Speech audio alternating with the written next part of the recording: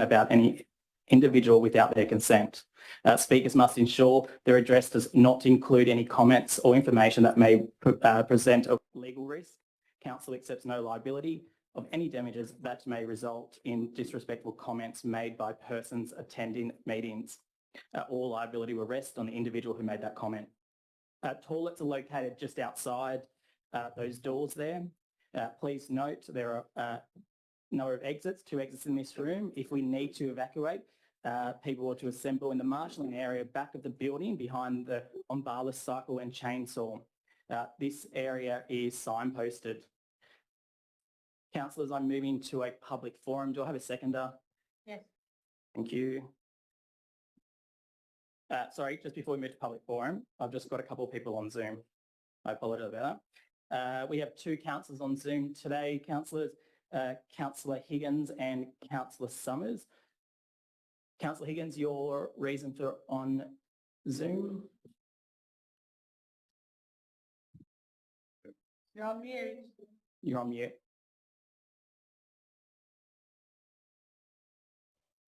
Thank you. No, my reason for audio visual today is covered under clause 523B. Which is? Thank you. That is in, sorry? Which is? Which is? That, do you want to read that? Which is the reason why the councillor is being permitted to attend the meetings by audio visual link where it is on the grounds other than illness, disability or caring responsibilities, then it doesn't have to be noted. Thank you. Explain, sorry. Now, Councillor Summers is not... Excuse me, Mr Mayor, I just note that under clause 5, I think it's 19 of our code of meeting practice, it says that a request must be made in writing to the CEO by the Monday of the week of the meeting in question and must provide the reasons why the councillor will be prevented from attending the meeting in person. So I just wanted to check that a request was made in writing on the Monday before the meeting. Yes, it was, Mr Mayor. Thank you. Now, Councillor Summers is also, her reasoning for it, she's not online. Is Councillor Summers, you online? No? Okay. What was her reasoning? What was attending business? Was it in Sydney? Melbourne. In Melbourne. Thank you. Do I have a mover? Sorry, Mr Mayor, just checking again that we've fulfilled the criteria under 519 about a writing made to the CEO by the Monday of the week before the meeting in question must provide the reasons why the councillor will be prevented from attending the meeting. Yes, that happened. Thank you. Do I have a mover? In the waiting room waiting to come in. Oh, Okay. we'll bring her in. Do I have a mover? Yes. Thank you. Do I have a second to Councillor Rooney? All those in favour? Councillor Stewart, Councillor Williamson, Councillor Rose, Councillor Elliott, Councillor Rooney, Councillor Hopkins, Councillor Davis and Councillor Hannah, Councillor Higgins and Councillor Summers. All those against? I don't think they can vote if they're so They point of can. order. I don't think they can vote because we haven't admitted them to the meeting. No, they can vote. They're still part of the meeting. I don't believe you have. We are voting to admit them with respect, Chair. Point of order. We are voting to admit them to the meeting. They are not here at the table. They can't vote until we've admitted them, which is done by resolution. I did read this the other day, Councillor, and I'm pretty sure you're wrong, but I'll double check that. I might be wrong myself. And can you repeat the clause that Councillor Higgins was relying on? Councillor, what? The Sorry? clause that I've just got my thing working. What clause was Councillor Higgins relying on? 5.2 or? No, 5.23. 5.18.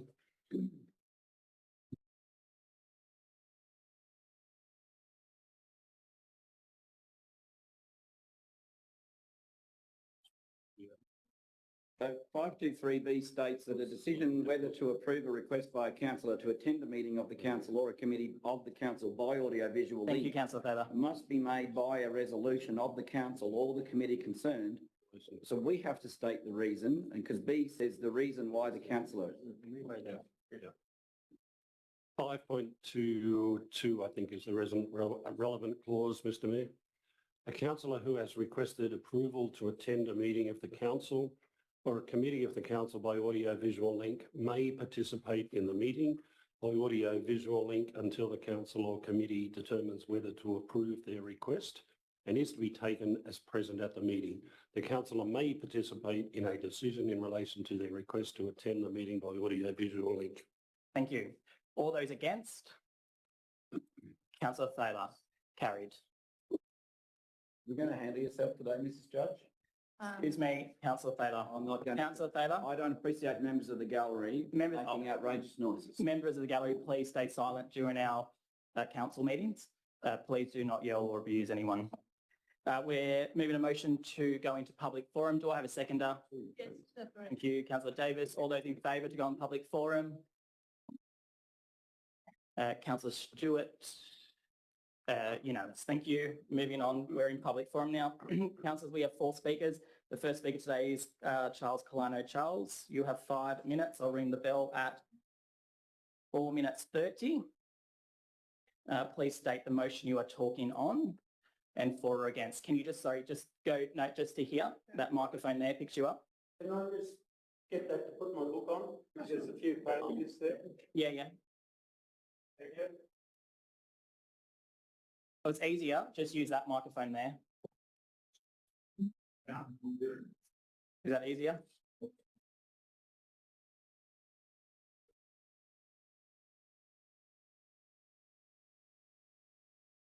This one? Charles Colano. Can you hear that? I'm speaking for item 11.18, the independent audit and complaints related to Lot 1, Old Dry Plains Road, Cooma. The CEO's response to item 11.18 is that the Audit Risk and Improvement Committee have determined a schedule of internal audits to be undertaken, and resolving to undertake this audit would either require other audits to be taken out of the schedule determined by ARIC. Where can we find this schedule determined by ARIC? The last minutes of the ARIC meeting posted on Council's website are dated 17 June 24, with the next scheduled meeting was to be held on 16 September 24. Where are the minutes of the September and December meetings?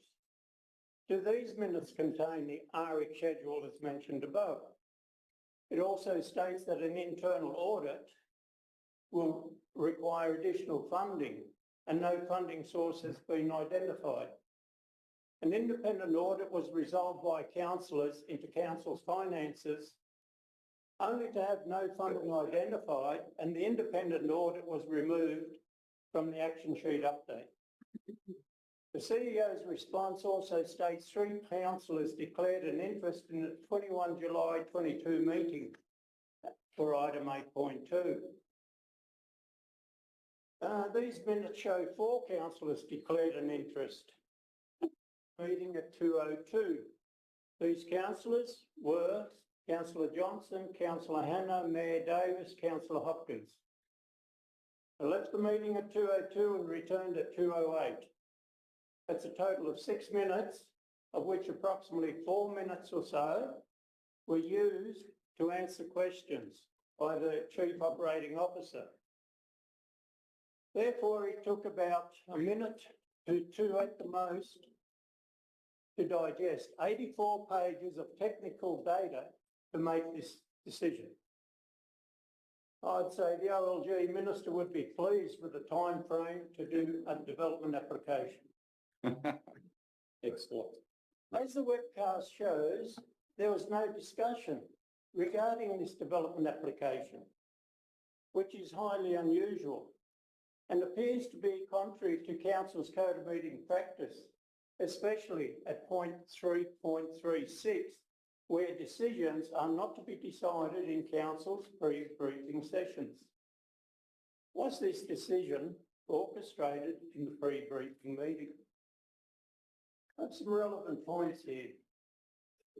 On page 78 of the development application, it states all fill imported to the site is to wholly consist of virgin excavated natural material as defined in Schedule 1 of the Protection of the Environment Operations Act 1997.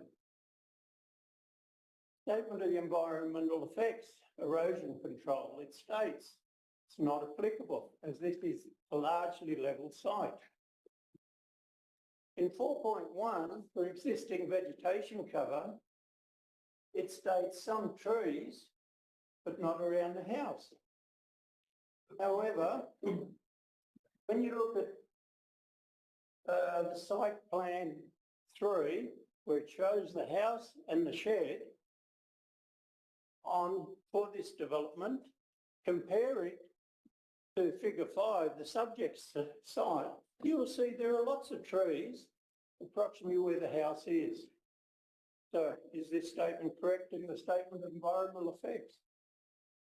However, on page 121, it states there are over 5,950 square metres of cleared ground around the house to the bushfire hazard requirements. If you look at this one, it doesn't appear to be. However, the most important aspect is on page 60, the terrestrial biodiversity. It states the development has been sited within an area that has been previously cleared. Did council approve this land clearing? Who cleared the land? On what date was this clearing approved by council? Where was the clearing done on subject site 5? It doesn't appear to be. An investigation, in my view, is required to bring some transparency back into council's decision making. Thank you. Thank you. Councillors, any questions? Councillor Thaler.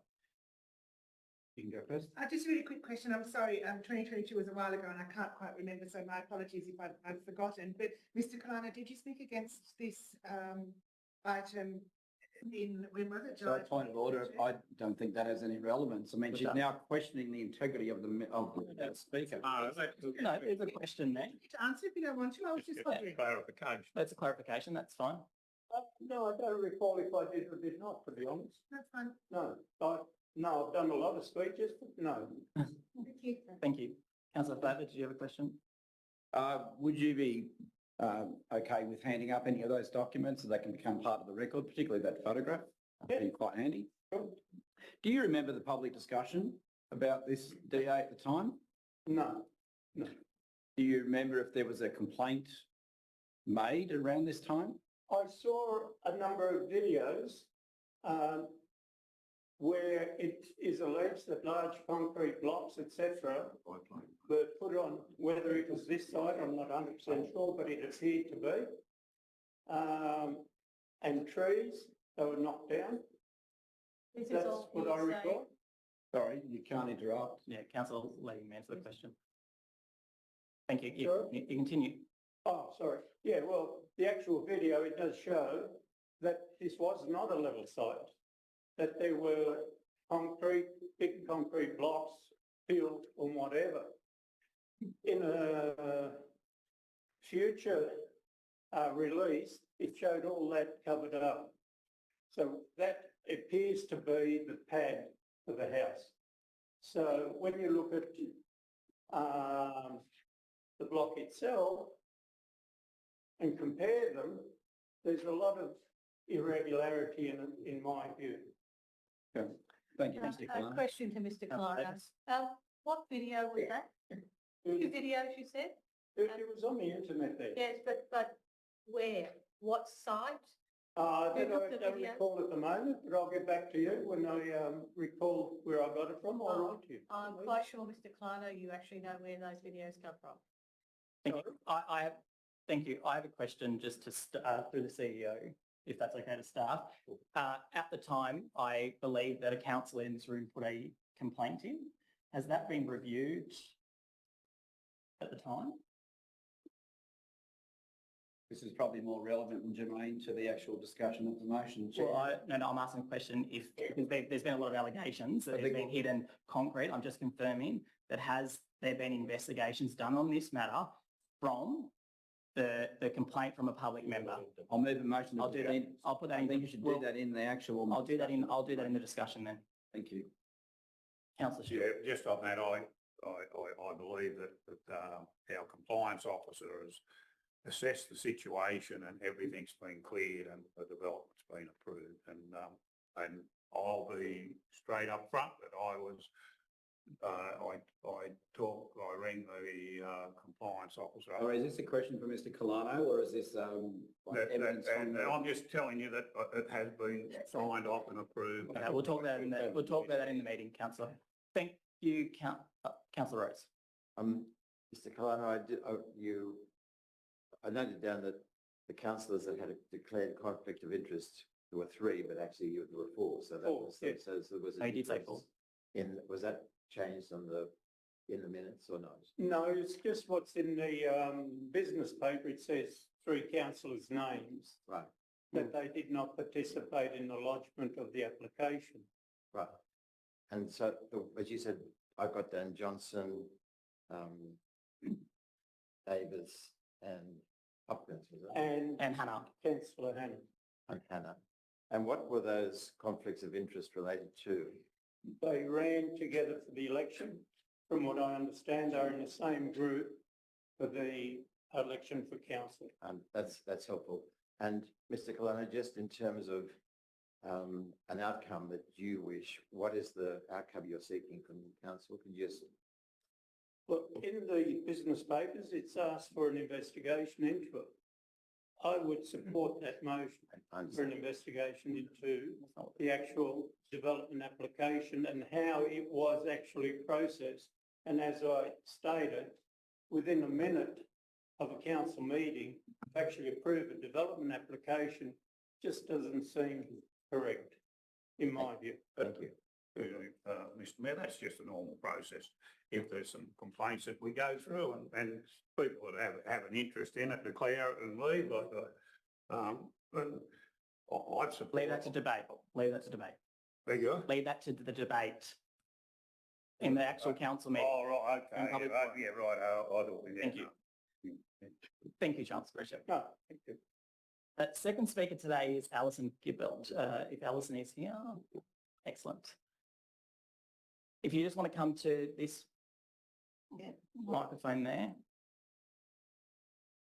You have 5 minutes. Yeah, excuse me, it's Alison. Gibbert. Gibbert, is that how you say it? Gimbert. How do you pronounce it? Sorry if I said that wrong. I came today to speak about Councillor Failer's motion that there should be a survey before our water supply is fluoridated. And I firmly believe that it should be surveyed. We should have a vote on it.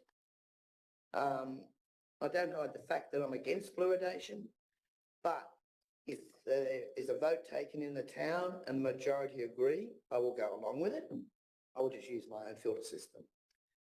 But the councillors know that it is not a rule of New South Wales Health that we have to have fluoride in our water, that we have to apply for approval. There has to be an analysis done to see how much fluorine is in our water. Has that analysis been done? Are they also aware of the fact that mass medication of people is against the law? It is against the Nuremberg Code of Practice, and you can't force people to take medications. Fluoride used for treating water is not a pharmaceutical grade product. In fact, it's unprocessed byproduct of the fertiliser industry. There is no purification procedures. Batch analysis certificates show that they are often contaminated with elevated toxins, example, lead, aluminium and arsenic. Most developed nations have rejected fluoride. But they might be interested to know that the WHO has released data that states there is no difference in teeth in fluoridated areas than in non-fluoridated areas. So what are we, a dumping ground for fertiliser? It can also cause fluorosis, skeletal form, which is a painful bone disease, dental fluorosis, along with mental deficiencies, thyroid, kidney and heart problems. Evidence clearly suggests that topical application is safer than ingestion. Now, whether you believe that or not, I don't know, but that is the facts that have come through the hoop.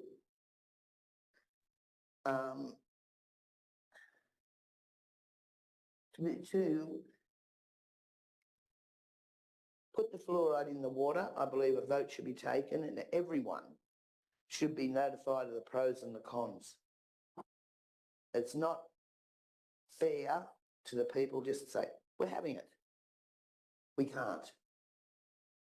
And I think the council needs to go to the people and find out what we want, not just put it in our water. We've done without it for years.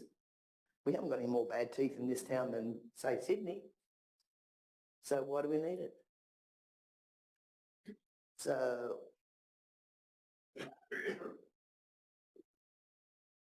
that's basically what I have to say. But I do think we need to think very carefully and there needs to be a vote on this. We don't need any more health problems. And that's what it causes. Thank you so much. Thank you. Any questions, councillors? Councillor Rose? Thanks so much, Mrs. Kimber. I think that's very helpful, I think, just to give some background. In terms of, you stated something I didn't know at all, that the fluoride used is an unprocessed product and it's got contaminants of lead, aluminium and arsenic. That's right. That seems quite extraordinary, doesn't it? That's... It does, but if you realise where it comes from, it's not surprising at all. Yes. My husband used to work in a fertiliser factory in Wollongong. Right. And his job, one of his jobs was, he had to get into these big vats to clean the fluoride out after they processed the superphosphate. To get in there, they had to wear a complete suit, breathing apparatus, everything, because that's how bad it is for you. But yeah, they do not, it's not processed. It's just straight out of the vats into our water.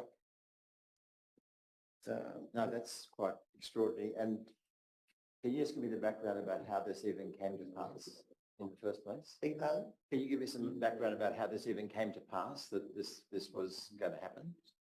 About 1901, they started bringing fluoride into the water in different places. They thought it was going to help people's teeth because in, I think it was the late 1800s, doctors noticed that people in different areas of the world had better teeth, and they found out it was the fluorines in the soil. So then they decided they'd fluoridate the water, which is good if it works, and if it doesn't cause any other problems, Yes. which it does. And how did it come to be proposed to be done here in Bombala?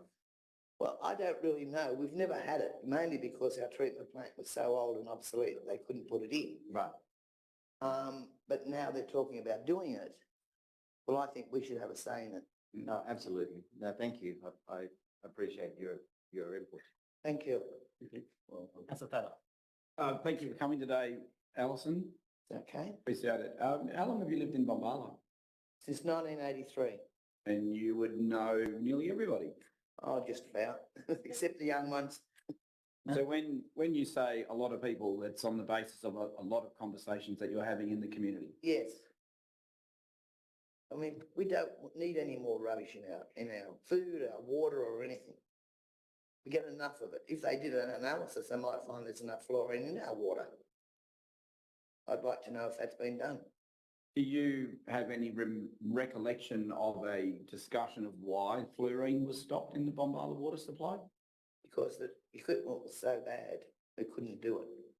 They couldn't use it to put it in.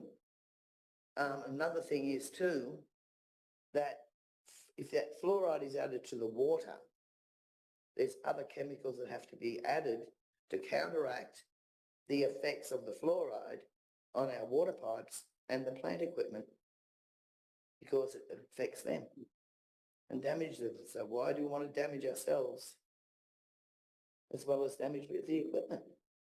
Okay, thank you. Thank you. Thank you. Any further questions? Sorry, Mr. Mayor, I had a question, but it's to you and I guess through and Roman. So I understand. Can we wait till the actual council meeting so we can answer that, councillor? Through the council. Thank you.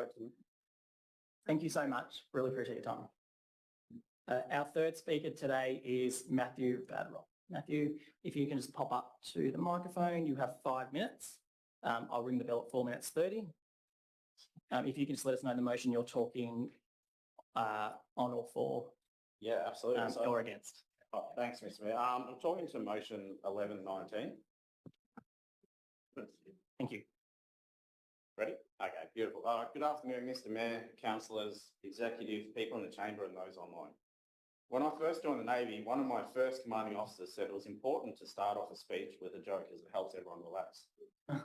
Did you know that there is a harmful silicate mineral that when it is inhaled in dust form can kill you? Well, it's asbestos not to talk about it. Shocking, I know, but this is what my family and community have been dealing with for 3 years. And yet this situation has remained unresolved. I have observed one delaying tactic after the next by council staff. Multiple promises of actions, multiple promises of DA shutdowns, litigation. I've participated in interviews. I can go on and on and on. I just want to point you to the DA documents. First, the DA itself was approved no notification. The property has critically endangered and protected native grasslands. The property is zoned R5, which means running a commercial operation or a waste management facility is not allowed. The environmental effect statement is only a few sentences long. You cannot build a multi-level dwelling on top of holes that consists of about 150,000 cubic metres. It is impossible. This is clearly a waste management facility, as was advertised on social media by the owner of the property. There is a huge unapproved platform that has been built around the lower pit. It's an extreme eyesore and it's causing major erosion and sedimentation issues onto my property and has done for years, and it's gone unanswered. Building rubble, and I'm going to go on to the investigation of the unapproved waste dumping now. Building rubble is in plain sight all over the property. The DA has approved venom only, which basically means soil only. Certainly not as asbestos, which washed on my land in December last year, and it still remains in place. I provided thousands of photos and videos to council demonstrating this. Most of the waste that is dumped has actually not been put in the holes. I provided many photos and videos of waste being dumped all along behind the pine trees on the property next door. This was then pulverised into the ground by the D6R dozer. As discussed earlier, there's a social media video, $450 a load for beneficial reuse, which is not approved on the DA. Beneficial reuse contains contaminated soil in it. I have asbestos and other building rubble on my paddock as a result of rainfall washing it onto my land. Further, I also have a lot of silt and filth all over my paddocks from next door, and I want this cleaned up and remediated, please. I believe my concerns have been ignored and delayed by council staff. Asbestos was confirmed during December last year, and no tangible steps to move towards prosecution have been made. I find that strange. During October 2022, I observed water being pumped out of the Lower Iron Ore pit onto my property. I took a sample and had it professionally tested at a lab in Canberra. The results were extremely concerning. There were notable markers with levels causing environmental disturbance in aluminium, chromium, copper, iron, lead, manganese and zinc. Aluminium levels had approximately 150 times the safe level for human consumption. And that's coming from a property that's groundwater sensitive. Council came out, took sampling from the bore water on my land and other direct neighbours, but would not share the results. Council said groundwater would be monitored and was working with the EPA to prosecute the owner. I see no evidence of this nearly 3 years on. Former notifications, have they occurred? Prior to residents of my notifications to the New South Wales EPA, the owner was not on its system and did not know about the water, did not know about the asbestos. It was on the system from other councils though. Same with Safe Work New South Wales. Until I contacted them last week, weren't on their system. Strange. Monero High School projects. There were allegations that asbestos had been taken from the Monero High School, a council-managed project, and dumped next door by the owner who was contracted for asbestos removal. Friable asbestos has been found at Monero High School previously. Upon receiving allegations of asbestos dumping, council ordered 6,000 cubic metres of testing for friable and non-friable asbestos next door. The piles of fill were left uncovered and the dust brushing was inadequate and unsafe. Late last year, asbestos was washed onto my property and I could see plenty of it. Upon discovering the asbestos, council committed to a joint walkthrough off next door with the EPA. This has not happened. And in fact, all that has occurred since then is the owner has been allowed to engage a consultant, be used a digger without a water cut, allowed his workers to be operating without PPE and issue an asbestos clearance certificate. It appears that council has allowed the owner to remove the evidence. This is really bad. This is bad for my family. This is bad for my community. And what response did I get after all this? I got a letter in the mail telling me that I had to attend an interview, and if I didn't show up, I get a $2 million fine. I'm the victim of this. I can prove it. I've got all these documents. This is so stressful. And I'll just leave you with this thought. I'm going to table this email with all the concerns that I have sent, and I've raised this so many times, but this hasn't been answered, right? And I keep getting told there's no evidence, right?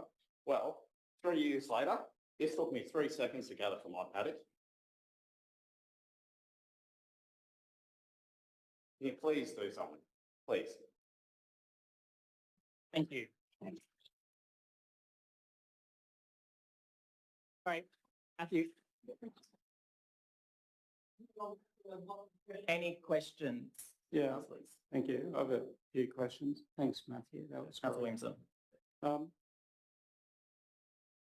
So if we can just go to the water matter, Yeah. you know, I remember it well because I spoke to you at the time. I took the water sampling results that you provided and gave them to the then General Manager of Council. Yeah. I was subsequently advised by the then Chief Operating Officer that Council had engaged the EPA and the EPA were taking responsibility for that water contamination issue. I think you just said that the EPA weren't aware of it. Is that right? That is correct. That's what they told me during several conversations that I've had with them. They also said they'd be happy to take this matter on, but they won't unless council asks them to. Okay. So were you told at any point by council that the EPA were managing it? I was told that they were working with the EPA on the matter. That's all I was told. I haven't been told very many details quite. You know, that's been a common theme, which, you know, logically that is fair enough because there's an investigation going on and I'm considered a witness. However, it's been 3 years. It doesn't take that long to build a case or go to court or what have you. But you mentioned other councils. I just want to clarify, does that mean that, because other councils wouldn't be managing this matter, Yeah. but are you suggesting that and I think you said the EPA told you that other councils were aware? Is that to do with the operator? What's that about? I believe so. That was my understanding, but you would have to ask them about that. I can't speak for them. Okay, and just one final question. What were you asked at the interview you attended?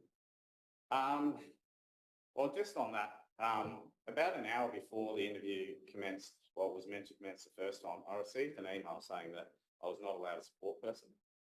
And I was only allowed a lawyer that was admitted to the New South Wales Bar. Now, I'm lucky that I have someone close to me that is an extremely well qualified lawyer and they were able to represent me in that interview and will continue to when needed. That was an hour before. An hour before. I do not know what would have happened if I walked into that room by myself. And I feel extremely vulnerable standing right here, right now. But during the interview, I was asked questions about the evidence that I handed over to council in relation to a rainfall event in early December, and also some subsequent photos and videos of what appeared to be asbestos on the ground on my paddock and the neighbouring property. Did you get asked if you had put that material on the property? Yes, I did. Yeah, thank you. Councillor Rose. Right, just, This is beyond shocking, what you've told us. And like this needs a royal commission or something. Anyway, we'll leave that to I think enough public money's been wasted on this. Thank you. But look, am I right in thinking that over the 3 years, you've had, well, you've got two councillors that live in Micalago. What have they done to support you in this? To be fair to Councillor Rooney over here, he was not in council when all this first kicked off. I've had a conversation with him 2 or 3 days ago. Outside of that, I have not engaged him in any way, shape or form in regards to this. I believe he's aware of it, has been aware of it. I saw him at the community meeting 3 years ago in October when everyone was going crazy about it. Even though he wasn't in council at the time, you were there, I saw you. And as far as Councillor Higgins goes, I've CC'd her in a lot of correspondence, particularly earlier on in the matter. She was sympathetic about the whole thing, empathetic. She would provide me with updates whenever I had questions, but I'm just not sure that, you know, in her position as Deputy Mayor, that perhaps she may have been able to push harder. That's my personal opinion. Yeah, so that's what I would say as diplomatically as possible, noting the forum that we're in. Thank you. Thank you. And the question just is there been a single council officer responsible for as the contact point all the way along? Have you had a variety of different people? I've had a variety of different ones. Councillor Williamson has been very helpful the whole way through. He's advocated strongly. Councillor Davis, when you were mayor, I believe that you were involved in correspondence around the groundwater, and I believe that you potentially advocated for water testing and things like that, but I don't know. Councillor Andrew Thaler has been extremely helpful the last few months, and all other councillors I haven't really spoken to about this. And the council employees that have been involved, who are they? I don't want to mention their names. I'm happy to do that off record. I don't believe in naming and shaming. However, as you can tell from what has happened here, and believe me when I say this, I can prove every single thing that I've said today. Every single thing. And the fact that this is dragging on for 3 years it beggars belief. And my community may very well now have contaminated groundwater and friable and non-friable asbestos scattered all over the joint. And 50 trucks a day. Thank you. Thank you, public. And just one other question, because I think you said something like, I got a letter from the council to appear. Yes. That if you didn't appear, you get a $2 million.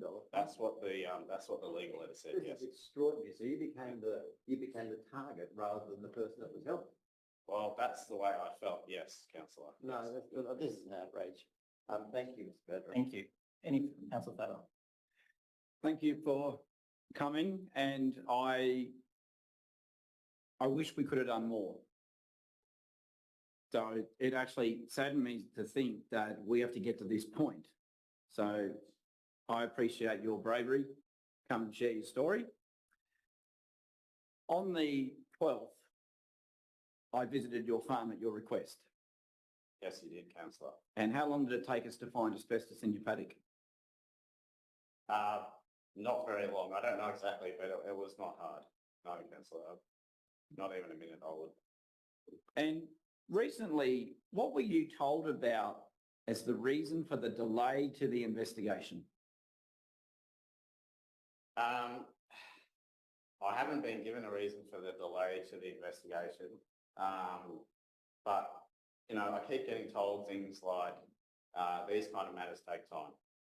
It's an environmental investigation. They're complicated. They take time. But I guess a very simple rebuttal to that would be that when you have this on the ground in front of you, it doesn't take long to figure out what's going on. And the first thing you should do with the powers that you have, which are the powers that were used on me to give me a compelled interview, is that you should look at the ground. It's there. It's still there. And it's all been seeping into my property. I have a 3-year-old son and a 5-month-old daughter. I've never done a single thing in my life And it's just not right. And I don't understand why that I've had to live with through this the last 3 years. Did Councillor Higgins tell your wife that I was responsible for the delays to the Point of investigation? order. No, I wouldn't answer that question. I will move a motion against We're in you. public forum. Okay, well, I have the proof of that comment. Excuse another. I'm allowed to ask a question. If we're not in the rigidity of the meeting, Mayor, I'm allowed to ask a question. Be asking this question. Mr. Badrock can answer it. I have a copy of the message from Tanya Higgins. Did Tanya Higgins suggest to you or your wife or together that I was responsible for the delay in the investigation? I want to be clear that I do not see this issue as a political issue. I'll answer your question, Councillor Taylor. I do not see this as a political issue. I see this as a significant health issue that has not been addressed. And I don't want those kind of things to distract from what I'm doing here. But yes, she did. Thank you. Yeah. Thank you. Appreciate it. Any further questions, councillors? Thank you very much, Matthew. Appreciate it. Thank you. Thank you, Madam. Well done. Final speaker is.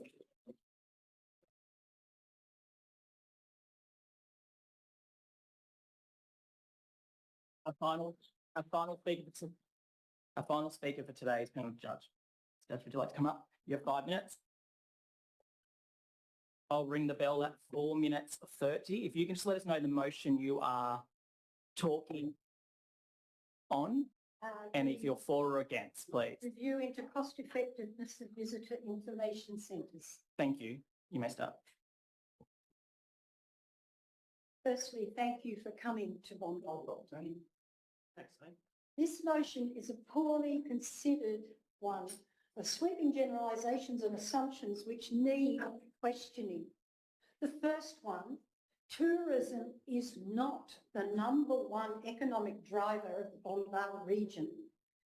Tourism has a potential to enhance economic activity, but our area is based on farming, timber, small-scale industry, and more recently, renewables. And this motion reflects a lack of understanding of who and what we are. We do not depend on the ski fields. 2, who are the senior tourism leaders? Who do they represent? Who have they consulted? Have they visited our area? Or have they only consulted financial spreadsheets? They have not consulted the DPA delegate, which has an incredible reputation for tourism promotion. 3, this compulsory mention of digital age. From my own and the experience of others regularly engaged with visitors to the area, there is a desire for a more meaningful connection with the area, which can be provided by a well-presented VIC with well-informed staff and volunteers. 4, low visitation numbers. When the VIC in Bombala was adequately supported with staff and resources, visitor numbers were high and increasing. In the last 8 years since amalgamation, there has been a serious decline in service. It once office has been systematically reduced by council. Eurobadala Shire. We are not Eurobadala. The visitor cohort which travels through the region, including motorcycle groups and buses, are not looking for a beach visit. They're interested in the history, the Indigenous connection, the Bundian way, the artisans and the small producers, the farming tradition, the innovations, and the various walks and natural landmarks, and please don't forget our platypus. Detailed information gained through experience which cannot be provided by a digital information kiosk. Most travellers, that's number 6, they might plan their journey online, but when they arrive at their destination, they want a deeper experience and connection. 7, the list of tourism initiatives that we're given as being a new idea reveals a total lack of understanding about what the VIC was, can be and could be. Prior to amalgamation, this VIC was managed by a council economic development officer, a position which covered local business, industry, large and small, community and tourism. This manager was able to access government grants which could facilitate the building of partnerships between the entities. The VIC building that we have at the moment was the result of one of those grants. It is located at the heart of the railway precinct, which includes the station, goods sheds, museum, historical engine society buildings, and is home to the Monero Country Lavender. These represent a perfect collection of tourist venues with parking suitable for caravans and a close proximity to the caravan park. This venue has the potential to expand its appeal even further.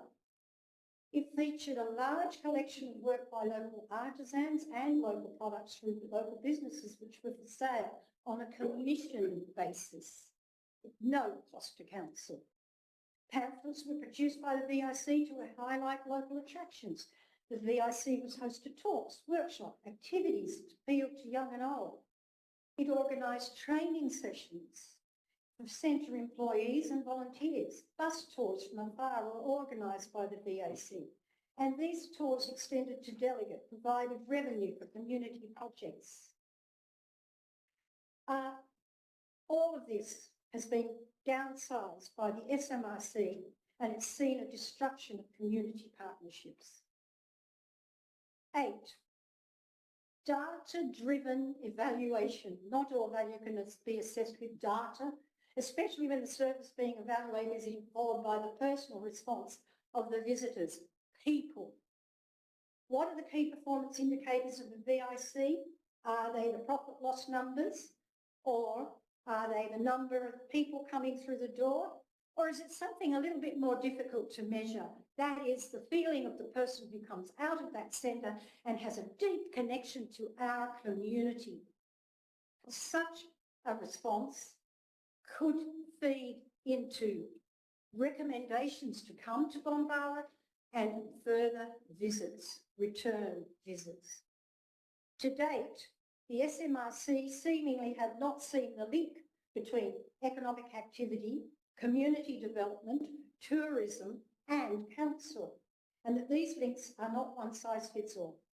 A strong, vibrant local economy relies on a council with a cohesive community, innovative approach, able to contribute to a unique tourist potential, which can provide good economic building blocks for its future.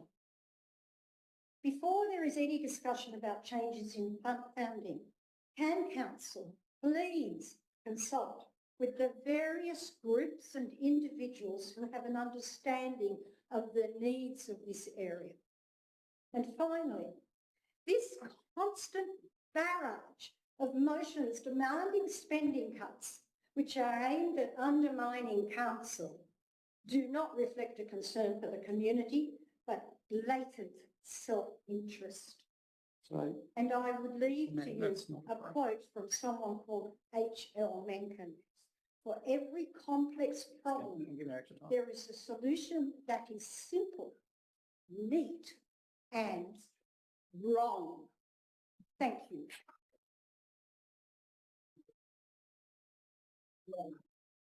Thank you so much for that. Councillor Taylor was first, then Councillor Rose. Councillor Taylor. Hello, Penny. Are you a member of the Labor Party?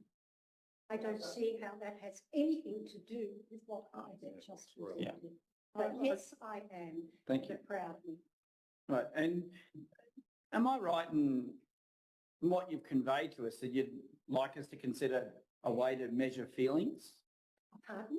Am I right in understanding that you are encouraging us to come up with a way to measure feelings as a part of the data-driven analysis? Inappropriate. Well, yeah, that's inappropriate. But we're here to talk about that stuff you just spoke about. She used those exact words. I think you're She going, put a presentation. yeah. She also accused us of being politically partisan with a number of emotions, and yet she's from the Labor Party, and she did say the words measure of order, Councillor. feelings. Point of order. Point of order. It's a questions. Please ask the question. If you've got a question, that is the question. I'll put the question again. Did you or would you suggest in your presentation to us that we should look at measuring feelings as a part of the assessment of the visitor centre. We should look at what people have found at the VIC in Bombala on how they are impressed by what they find. So if they feel good, that's good, and if they don't feel good, that's bad. That's measuring feelings. Councillor, yeah, you're in a debate. You want to debate it, that's fine. Yeah, you're attacking. Look, you can gang up on me all you like. I ask reasonable questions and I will stand by my right. Point of order, I think he is making fun of the person in public forum. Excuse We're me, moving on. Taylor, you are Not just ganging up on it, but be detracting reasonable. from what I Yeah. just said. No, I asked you if you Councillor wanted us Taylor. to measure feelings and you explained exactly how we Thank can you. do moving that. on. And I think that was great. Thank you, Councillor Rhodes. Thank you. I have more Yeah, questions. No, Thank you, Councillor Chair. Taylor, I'm going to Councillor I will Rhodes. move a motion to dissent because Councillor you're Rhodes. now engaging in a bullying effort to shut me up. We're not in a meeting. You can't actually call a dissent. Well, then it's a code of conduct for Put you it- talking okay, over thank you. me and Well, not sorry, allowing me Councillor to ask Taylor. the rest Councillor of my Taylor, when I talk, you don't.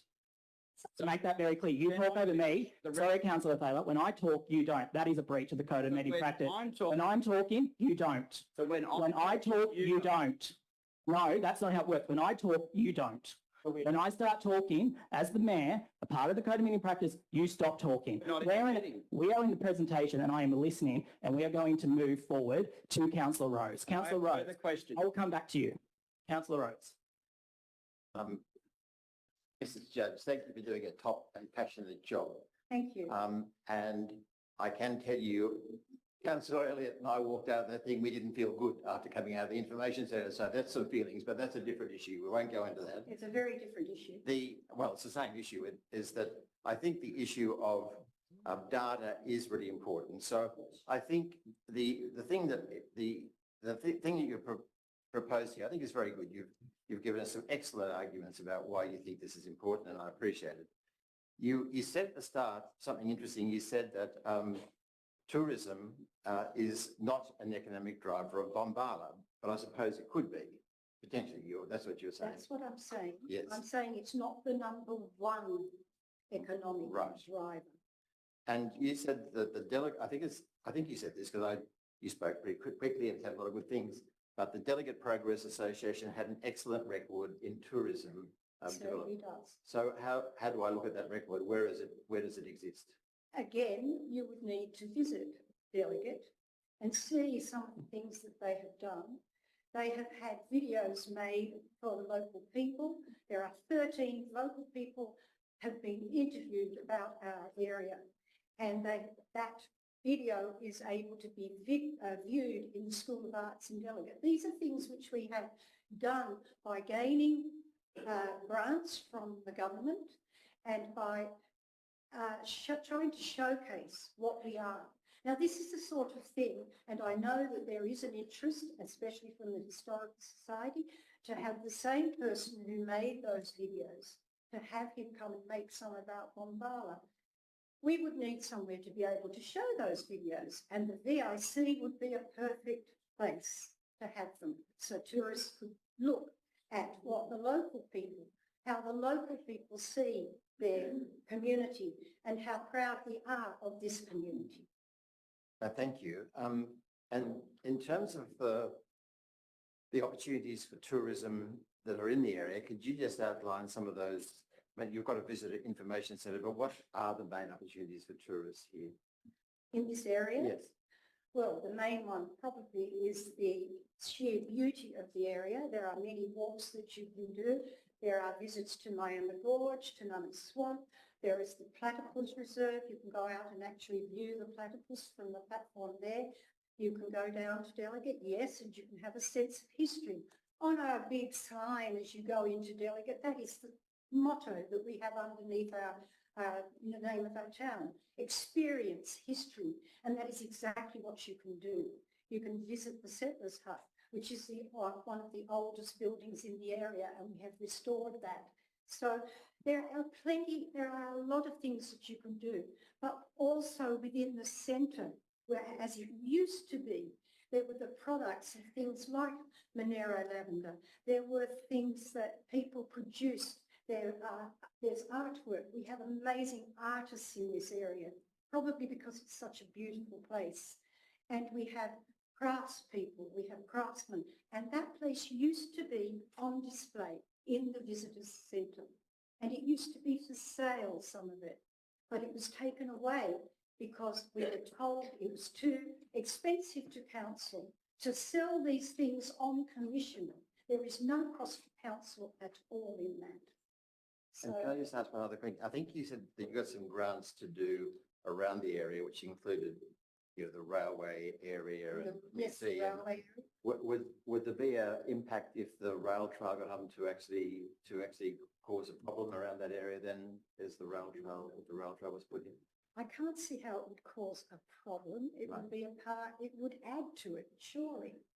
Well, the track's being taken away and there's no... Well, no- you so don't it's- need to have the track Right. going out of the railway station. That railway station is still there as a railway station, and I'm sure that the rail trail could end itself just a little before the tracks in front of the station.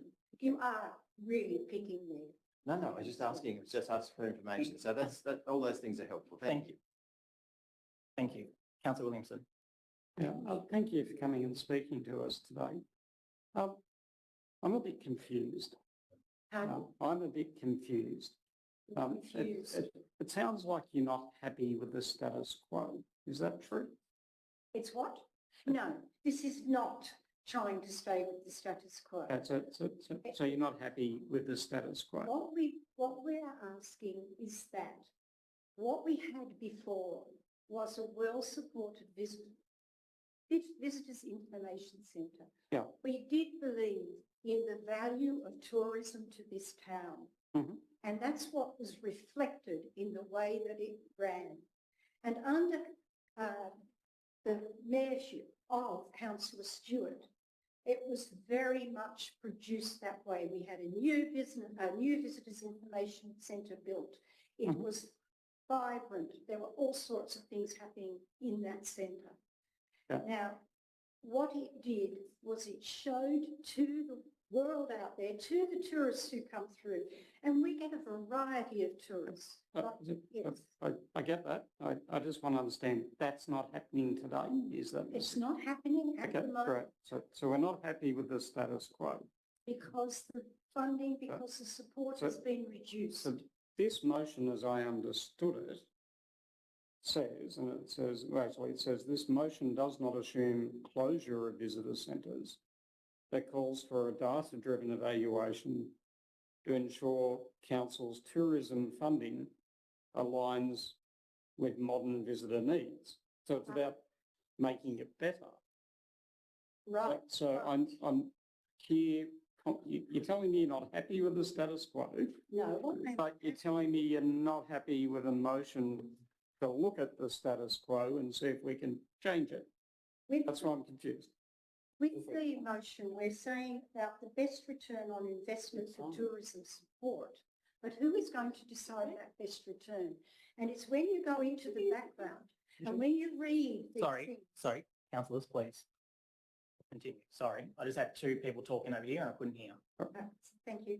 When you read through the background, there is a very big threat there. There is a very strongly implied idea that we cut back on what we offer and we have something like a kiosk, something that is digital, something that's press a button, but we don't need to have all those other things.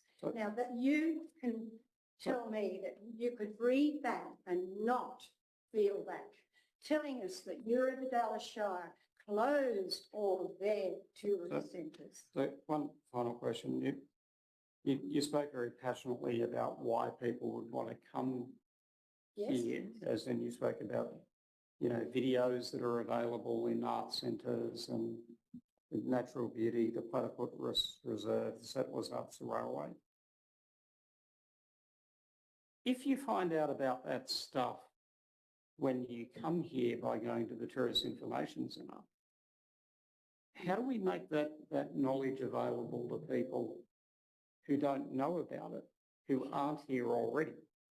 Well, no, I just said when they leave the centre and they come, they go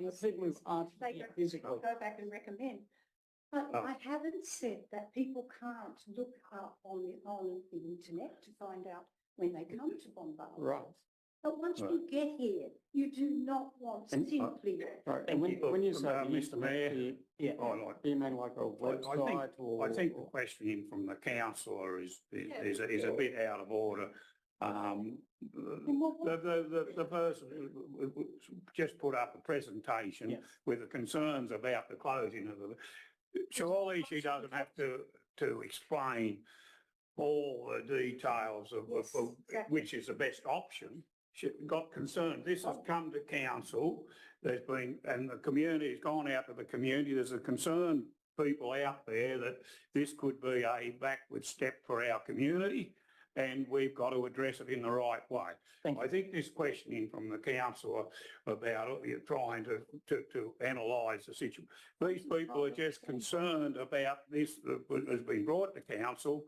Could be brought for a good reason. We could get a better out. But one thing we got to make sure is that we don't go backwards from down here after it. And that's where the has come from. And so I think the council want to show a bit of respect for those people that put in the presentation. I agree. Councillor Davis. Just a question to Penny. Penny, are you speaking on behalf of a number of concerned people who have put up, because I know that there had been quite a strong outcry from the Bombala delegates about this? Yes, I've heard from a lot of people who are very concerned, and especially also people in Delegate, they're very concerned. Thank you. Thank you. Thank you very much for your I presentation. appreciate your time and asking all these questions. Thank you so much. Enjoy. I didn't get to finish my questions. Yes, but you were on the phone, you were out of the room and I was. Yeah, the police have contacted me. There's a crazy man on the loose in Nimmerville, so. Okay. I thought I'd Do you have to deal with leave? that. Not at this stage. All right, reopen the meeting at, So I want to make a record before you open the meeting that you did not allow me to resume or finish my questions now. thank you. Going on to, yes. Mr. Mayor, look, I just want to, I think Councillor Stewart quite rightly feels passionate about this, but I don't think I've heard any problems for myself or what Councillor Williamson were that were disrespectful. I really appreciated Mrs. Judge's presentation and passion and commitment. Whether she's right or wrong is another issue, but that's a matter for us to discuss and In the meeting. Thank you. outcome. But I appreciate very much the Thank you. presentation. Moving on, reopen the meeting at 2:05. Any disclosure of interest, councillors? I haven't actually calculated, but I do have a couple of non-pecuniaries as a sponsor of a motion to investigate 32 Wolf Street. I live at 31 Wolf Street. And the motion of Councillor Williamson for the investigation of Lot 1 Dry Plains Road, I was the original complainant to this council. Again, it's not financial, it's non-pecuniary, but I might have one or two more, but I'll think of them as I go through the meeting. Actually, yeah, get them into me. Thank you. Any other ones, councillors? I've only got the same one as last month was Councillor Williamson's pecuniary interest on item 11.6 this time due to having a contract with council supplying PPE into my business account. This has been audited in the past and I've put declarations in each year. I've been on council. We are moving on to matters dealt with. Excuse me, hello. Sorry, Councillor Higgins. I have a conflict of interest. I am a paying user of the Micalago Bank of Bins. Thank you. Can you get me that email to the secretary, please, when you're free? Yeah.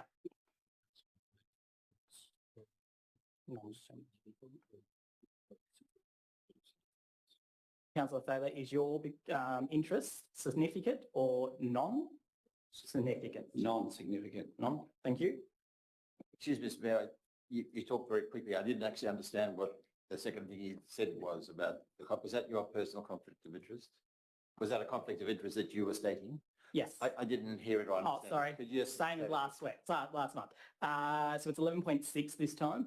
It's a conflict of interest due to I have a contract with council that supplies PPE into my business account.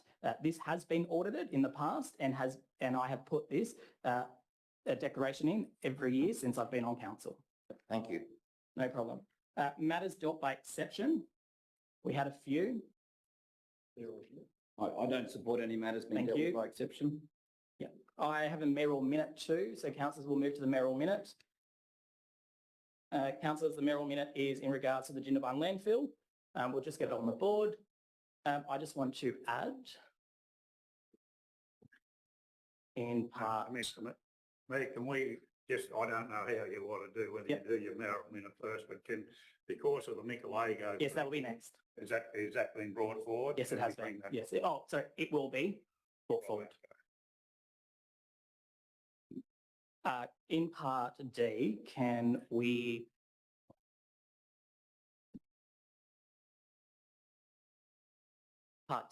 add make an appointment with our local member, Steve Wan, or seek a meeting, I should say. Okay.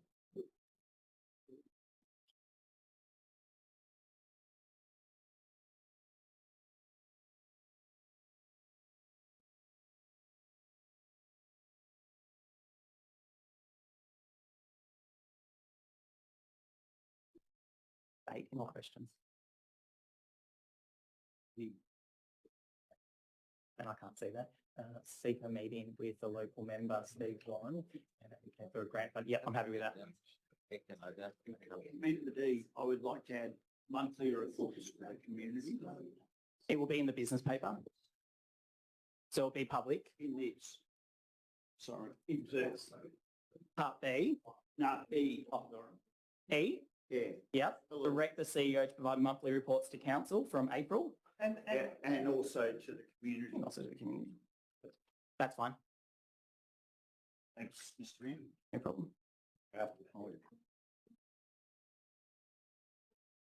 Do I need a second? Do I have a seconder for this motion? Councillor? I don't need one. Oh, I don't need one. It's a mayoral minute. There you go.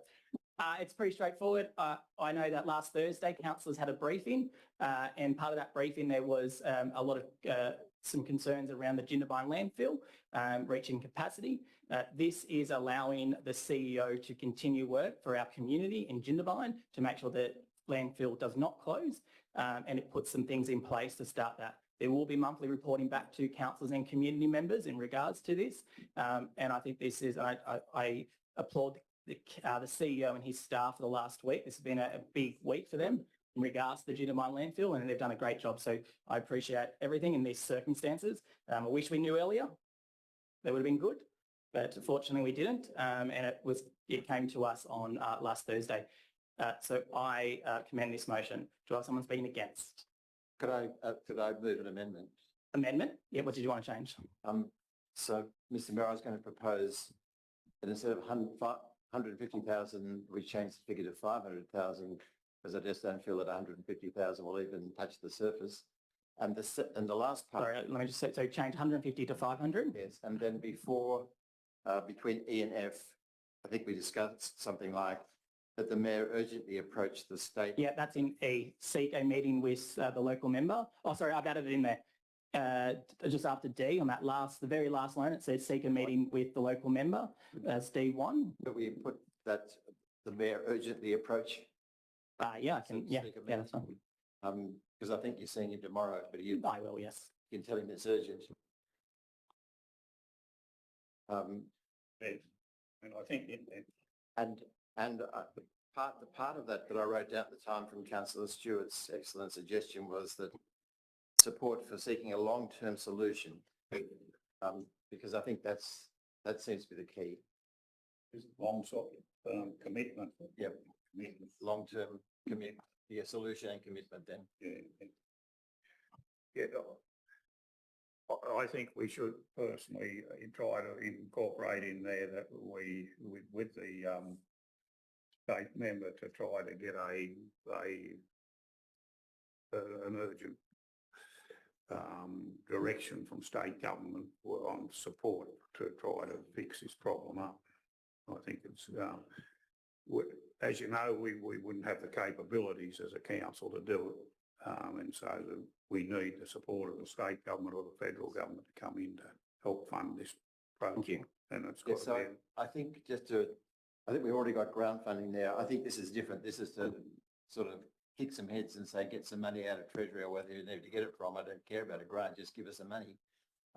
So this is basically to seek support for a long-term solution. What was your term, Councillor Stewart? Commitment. And commitment for the Jindabyne. So Yeah, I'm happy with that. I'll just get that on the board before I start debate.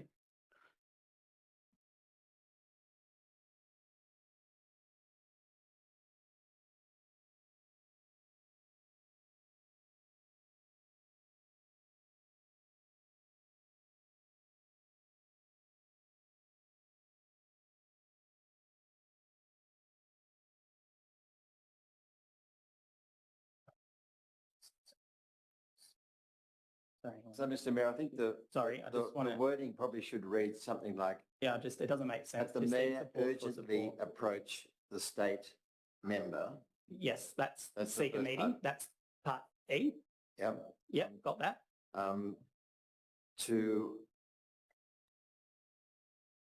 Where's it? What does it say on the? So the last line of that first page there, it says the Mayor urgently seek a meeting with the local member, Steve Wan. And it's not, I don't think we need to advocate for grant for support. I think we need, that's where that, just take advocate grant support out and put up support to gain his support for a long-term commitment and solution to the Jindabyne Waste Recovery Centre. To gain his support, so not to advocate for grants, but to gain his support for a long-term commitment. That's on part F. Yeah, F and E can merge. Excuse me, can I suggest funding? No, just get one at a time. Can we make it bigger?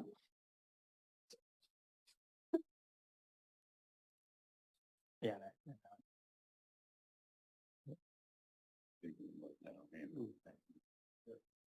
Long-term funding and commitment to a solution for the Jindabyne Waste Recovery Centre. So there's funding we need somewhere there. Seek support and funding. And for funding. And commitment. What you're saying, isn't it? Support and funding commitment. Yeah. I think it's pretty close. Yeah.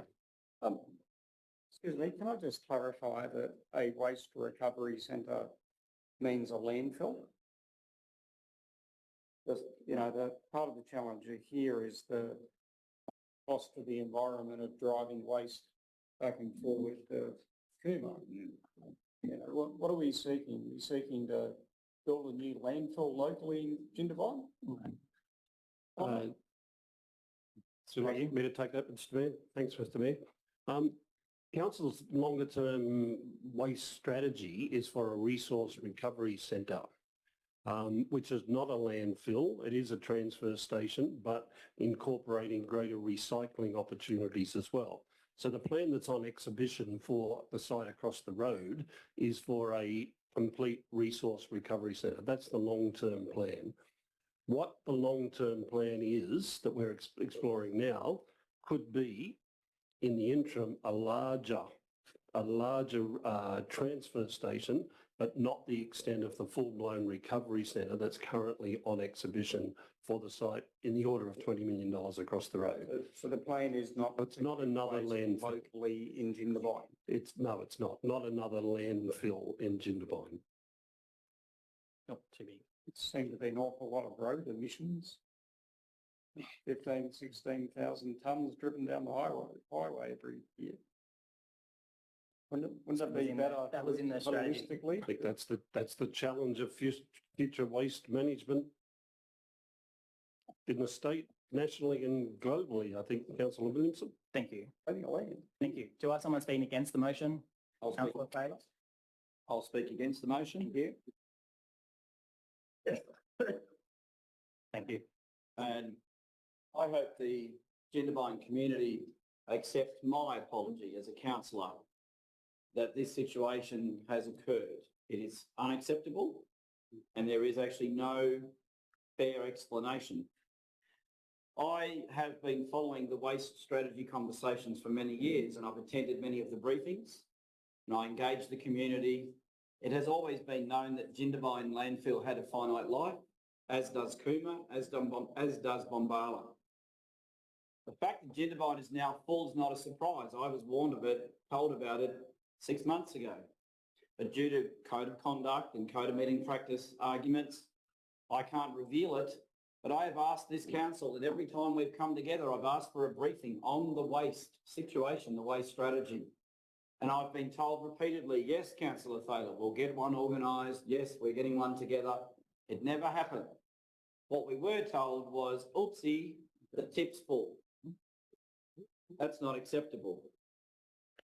I spoke with State Member Steve Wan and Federal Member Kristen McBain last weekend at the Bombala Show and in Cooma at the Multicultural Festival. This document was received, I think, last night around 9:30 p.m. by councillors, so there's really no notice.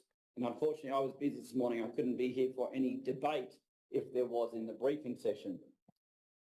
It says staffing has been arranged to assist patrons on site at the new transfer station. Does that mean that we're going to help people unload their rubbish? Are we allowed to?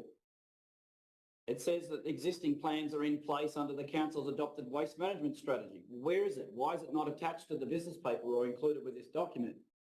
It hasn't been talked about for a long time. It's been forgotten. It says that we've lodged a development proposal for this new transfer facility, but we were told that that proposal is now redundant and basically abandoned, and that it was 5 to 8 years away anyway. So it talks about here in the report, the middle of the paragraphs in the report, current estimates indicate a lead time of approximately 2.5 years is required for the completion of the Resource Recovery Centre. Well, I think that's abandoned. Due to the site's weighbridge being out of commission for an extended period, accurate updated inflow data for the facility has been unavailable. You can't blame the broken weighbridge. That again was brought before this council. Many questions were asked. There's a new weighbridge was put in some 6 odd months ago. So there's actually 2 broken weighbridges at the Jindabyne landfill. I mean, can we be any more incompetent? The EPA advised that excavation and transportation of landfill material is not permitted and another solution to the current situation at the landfill is required. Where is this advice? I will seek a clarification at the end of my time. Where is that advice attached with this to give us explanation? It isn't. I don't accept that as an excuse. Commercial quantities of waste and recycling above 1 metre will not be able to be accommodated. Well, again, we're misdirecting ourselves because we haven't restricted the presentation of recycling. We've said waste to be buried. We've said there's no limit on the recycling that can turn up, and yet it says here anyone with more than a cubic metre will be shot off to Cooma, 70 kilometres travel each way. And then if the tip operators are given that instruction to say you will refuse all commercial rubbish, and I turn up, bit of an argumentative sod, and I say it's not commercial, it's from my house. How do we resolve that impasse? It is unfair to transfer the problem of this lack of management to the staff at the tip house or at the weighbridge. We have not managed, we have not addressed, we have not planned, we have not listened to our staff. The fault sits at the executive table from not listening to the staff. The staff have been talking about these problems. You think of it as an Egyptian pyramid. They were trying to put the capstone on. There's no room to do it. It's pretty obvious that you've got massive bulldozers and compactors all dancing around an ever-decreasing space on the side of a hill at Jindabyne. It says staff have been briefed and additional staff where available will be deployed. Is that at the expense of Bredbay, Numarella and Nimidabel transfer stations, which struggle to stay open now? Will we lose our staff? We're open for 2 hours on Wednesday and 4 hours on Sunday at Nimidabel. Will we become a second order priority because all of the rubbish in Jindabyne is more important than the villages? This is a catastrophe, a crisis, and it was avoidable. Thank you.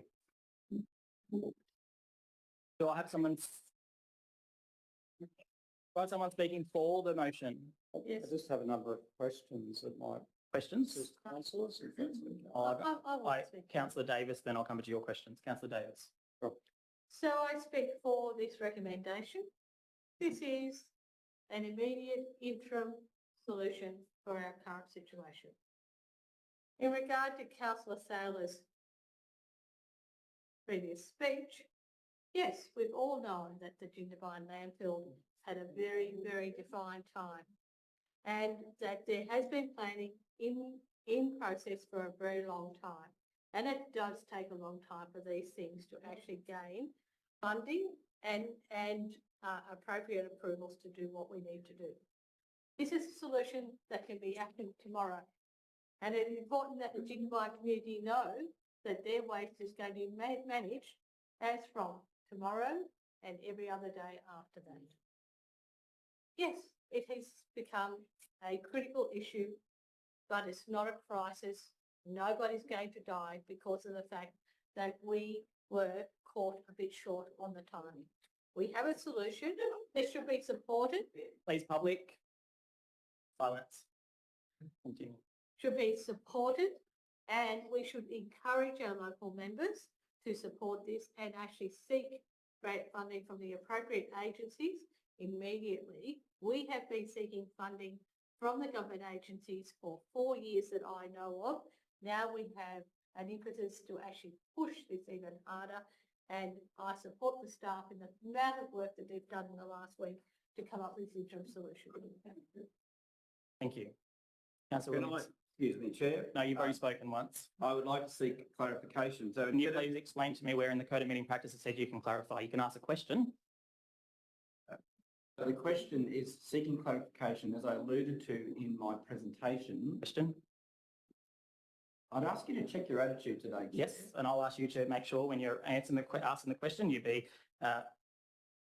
direct and respectful and without argument. So it helps if you allow me to ask the question. Ask the question. Understand the context. I spoke about the EPA advice and I indicated that it was not provided. It's relied on in the mayoral minute.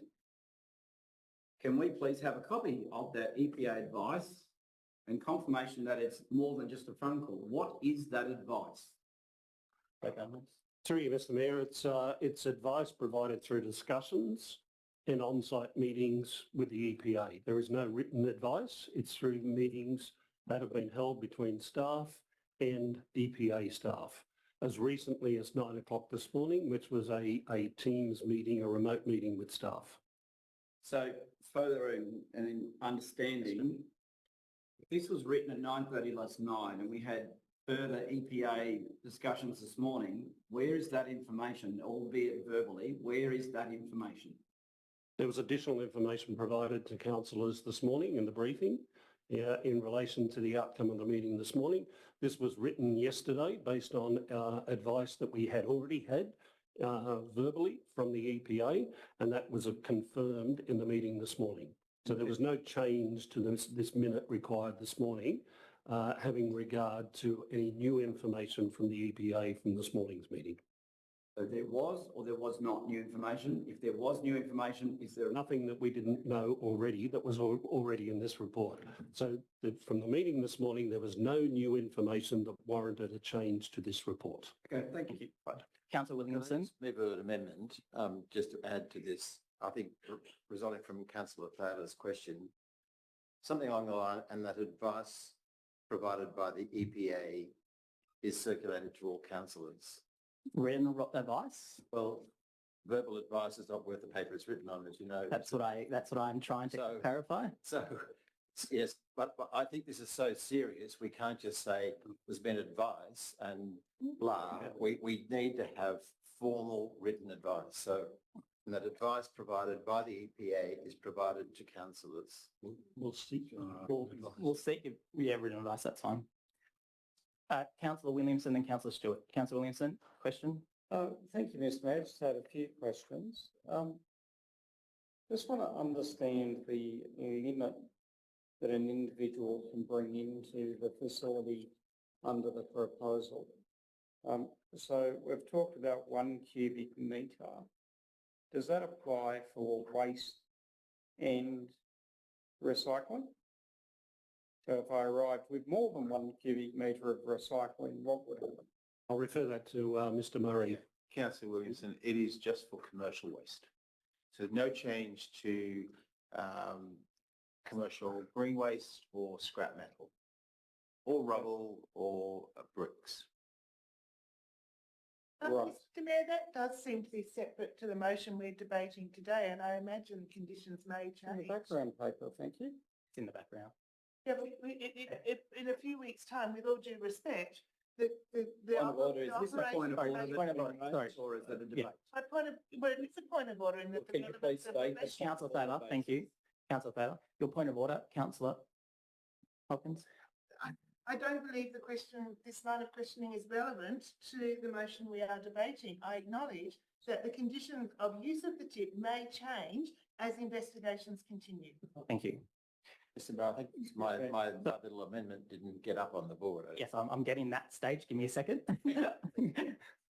We'll get there. Asked about amendment. Sorry, councillors. We go through the proper process. Councillor Williamson was talking. I'm going to let him talk. Then it was Councillor Stewart, and then I'll come to you, Councillor.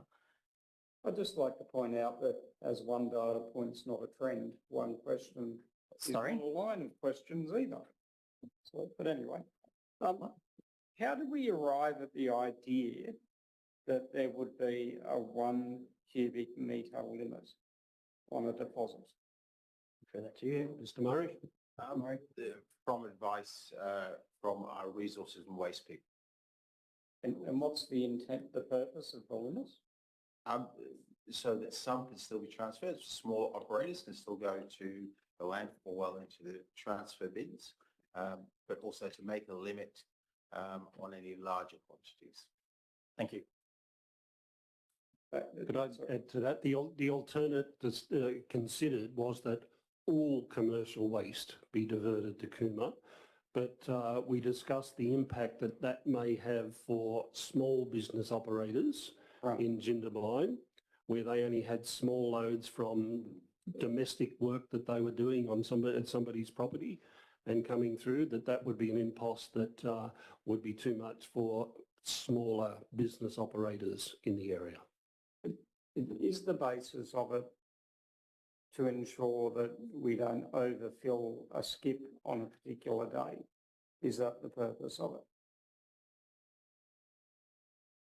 Yeah, so we don't get too much waste at one time. Okay. Absolutely. And how much commercial waste do we receive on a daily basis on average at the Jindabyne tip? I don't know. So how have we arrived at a 3 skip estimate and a 1 metre limit? The advice of the experts in our resources and waste team. And so they told you how much they know how much we receive per day? Approximately, but it's also about managing the quantities as you alluded to, like big loads versus little loads, and 1 cubic metre was seen to be the maximum. Okay, thank you. Councillor Stewart, are you questions or are you debating? No, I'm just going to hopefully give you a bit of advice. Okay, so debate.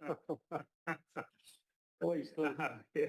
Look, Giving us advice. you're giving you some advice. All be quiet. Yeah. Members of the public, please, while council meeting's through, It's all right. we just can't hear. Yeah. No, look, this has been a very unfortunate position, but councils from time to time go through these sort of things to try to, and then it's up to us as elected councils to work with our management to get this problem solved for the community. We can all go into the blame game, which there's probably rightfully there's some concern there, but we've got to keep moving on. I think this way is going to give us our best outcome to get a result. But the main thing is that we've got to highlight it very strongly to our local member and the powers to be that we haven't got the financial capacity to develop the tip, the Jindabyne tip for the future. We can only put a percentage into that. We've got to work out the percentage that we can afford from the community And then we've got to make sure that the state and federal governments come on board to fund it. It's just, if we had to fund it, the cost of waste to our community would be too expensive. So, and that's what happens with all these major projects. There's a use by date. We've had it here over the years with water and our sewerage. We couldn't fund, we put a percentage into it. That's what we've got to do as a council. So look, we've just got to settle down here. I think we can be critical and that, but that's not going to solve the problem. The problem's here. We just move on, and I think in the right way, and you'll come up with a good result. But we have to move in the right direction. I think, in all honesty, what I can see out of a position that probably wasn't as handled as well as it could have been to come into to council, this is getting us in the right direction. So I'm supporting that we go down this path with those amendments into that and just move on, and it will work out if we drive the thing properly. Thank you, councillor. I'm wondering, Chair, if I could ask your consideration of adding a part I that we, GH, am I correct? Thank you. The Chief Community Services Officer, I believe, is on a 6-month probation. I propose that we would extend his probation. No, sorry, councillor, it's out of order. I'm sorry, that's out of order. I will not accept that. I won't even finish that sentence off. We're currently talking about the landfill. That's where we're at now. That's the reason we are in this situation. Sorry, councillor Thayer, I've ruled no. I will not accept it. Now, councillor Rose, your extra one was to seek. It was to seek advice from the EPA that the advice from the EPA is provided to councillors as soon as possible. Written advice. Yeah, because the oral advice, it's never got to. Yeah, I want written advice. So then we have to seek written advice. We'll have to seek that. I suppose even in the meantime, the oral advice you've got can be translated into written advice, what they've heard, and then we get the advice from the EPA. But we need something. I would rather seek written advice from the EPA, and we'll supply that to you. Thanks. I'm happy with that. No problem. Councillor Elliott. Am I able to speak for it? You can speak for it. I'll allow you. Oh, sorry. Before you do, does anyone want to speak against? Councillor Rose. I'll have to go against because I just had Councillor Stewart speak for. So, Councillor Rose. Look, Mr. Mayor, I don't want to cause any trouble here. There's enough trouble at the tip. But I have to agree 100% with Councillor Thaler. And unlike Councillor Stewart, I'm looking for the culprits. And I think we need to work out what's going on here, because they say it's either stuff up or conspiracy, but this is a stuff up. So I think there's a real issue, and I feel embarrassed about having you go to the mayor. Are you, sorry, just point of order, are you trying to say it's wrongdoing by staff? Sorry? Wrongdoing by staff? No, I'm not saying anything like that. Okay, you're not saying that? Thank you. I'm saying that whatever's happened here, it's a really terrible situation to find. There's a crisis that's happened. We can debate that word, but that something's happened last week we didn't know about, and suddenly we have a really significant issue. And it's very difficult for you. I feel sorry for you, Mr. Mayor, to have to go to the mayor and say, look, to the local member and say, look, you know, there's been a problem occur here, but we've known it for 20 years, but suddenly it's a crisis and we've got to do something and we need cash. I'm sure you can find a better way of doing it than that. But still, it's very concerning to me that we've got a very difficult issue. And so I think we had a very excellent input from Councillor Thaler last week in a briefing we had. I'm just speaking against the motion because I'm just wondering if there's something more that we need to do here that will deliver an outcome. So I suppose that's just the opportunity for someone to make some further amendments if they think about it. Thank you. Councillor Elliott for the motion. First, I have to say, Councillor Rose, see you're against it. I won't be recommending your garbage be picked up. Thank you, Councillor. Look, I must admit, I'm quite ashamed to be part of an organisation that didn't see this problem arising. It's pretty hard to pay the bill. Even though we've been here for 5 years, that's no excuse. But anyway, it has happened. we talked about it earlier. I do hope we're going to have improved communications to the community, because it really, what we've put out so far, I think one press release that had to be changed after 30 minutes. That's just not good enough. We also had to, it was too late as well. We're astounded when we were told on Thursday, maybe we reacted wrongly, both myself and Councillor Rose on the way home, but really, I don't think we were quite shocked in saying the tip was going to close. But anyway, having said all that, I think I'd like to put in, an amendment in, because in the last week we've become experts on tips, or a lot more than what we knew. And I think there are operators like Councillor Thaler and also several others that I've talked, regular tip users, shall we say, builders, those sort of people. And I think council has to give them a chance to contribute in some way, whether it's a form to fill in or some response, because there are people out there like Councillor Thaler that have come up with some very good ideas. I've had 2 or 3 ring and they're not prepared to stand up, but they are prepared to write down what their suggestions are. Now, whether they're good or not, I don't know, but they do have suggestions on top of what we've already heard from the staff that you listen to. So, sorry, what's your amendment? Sorry? What's your amendment? Well, that we give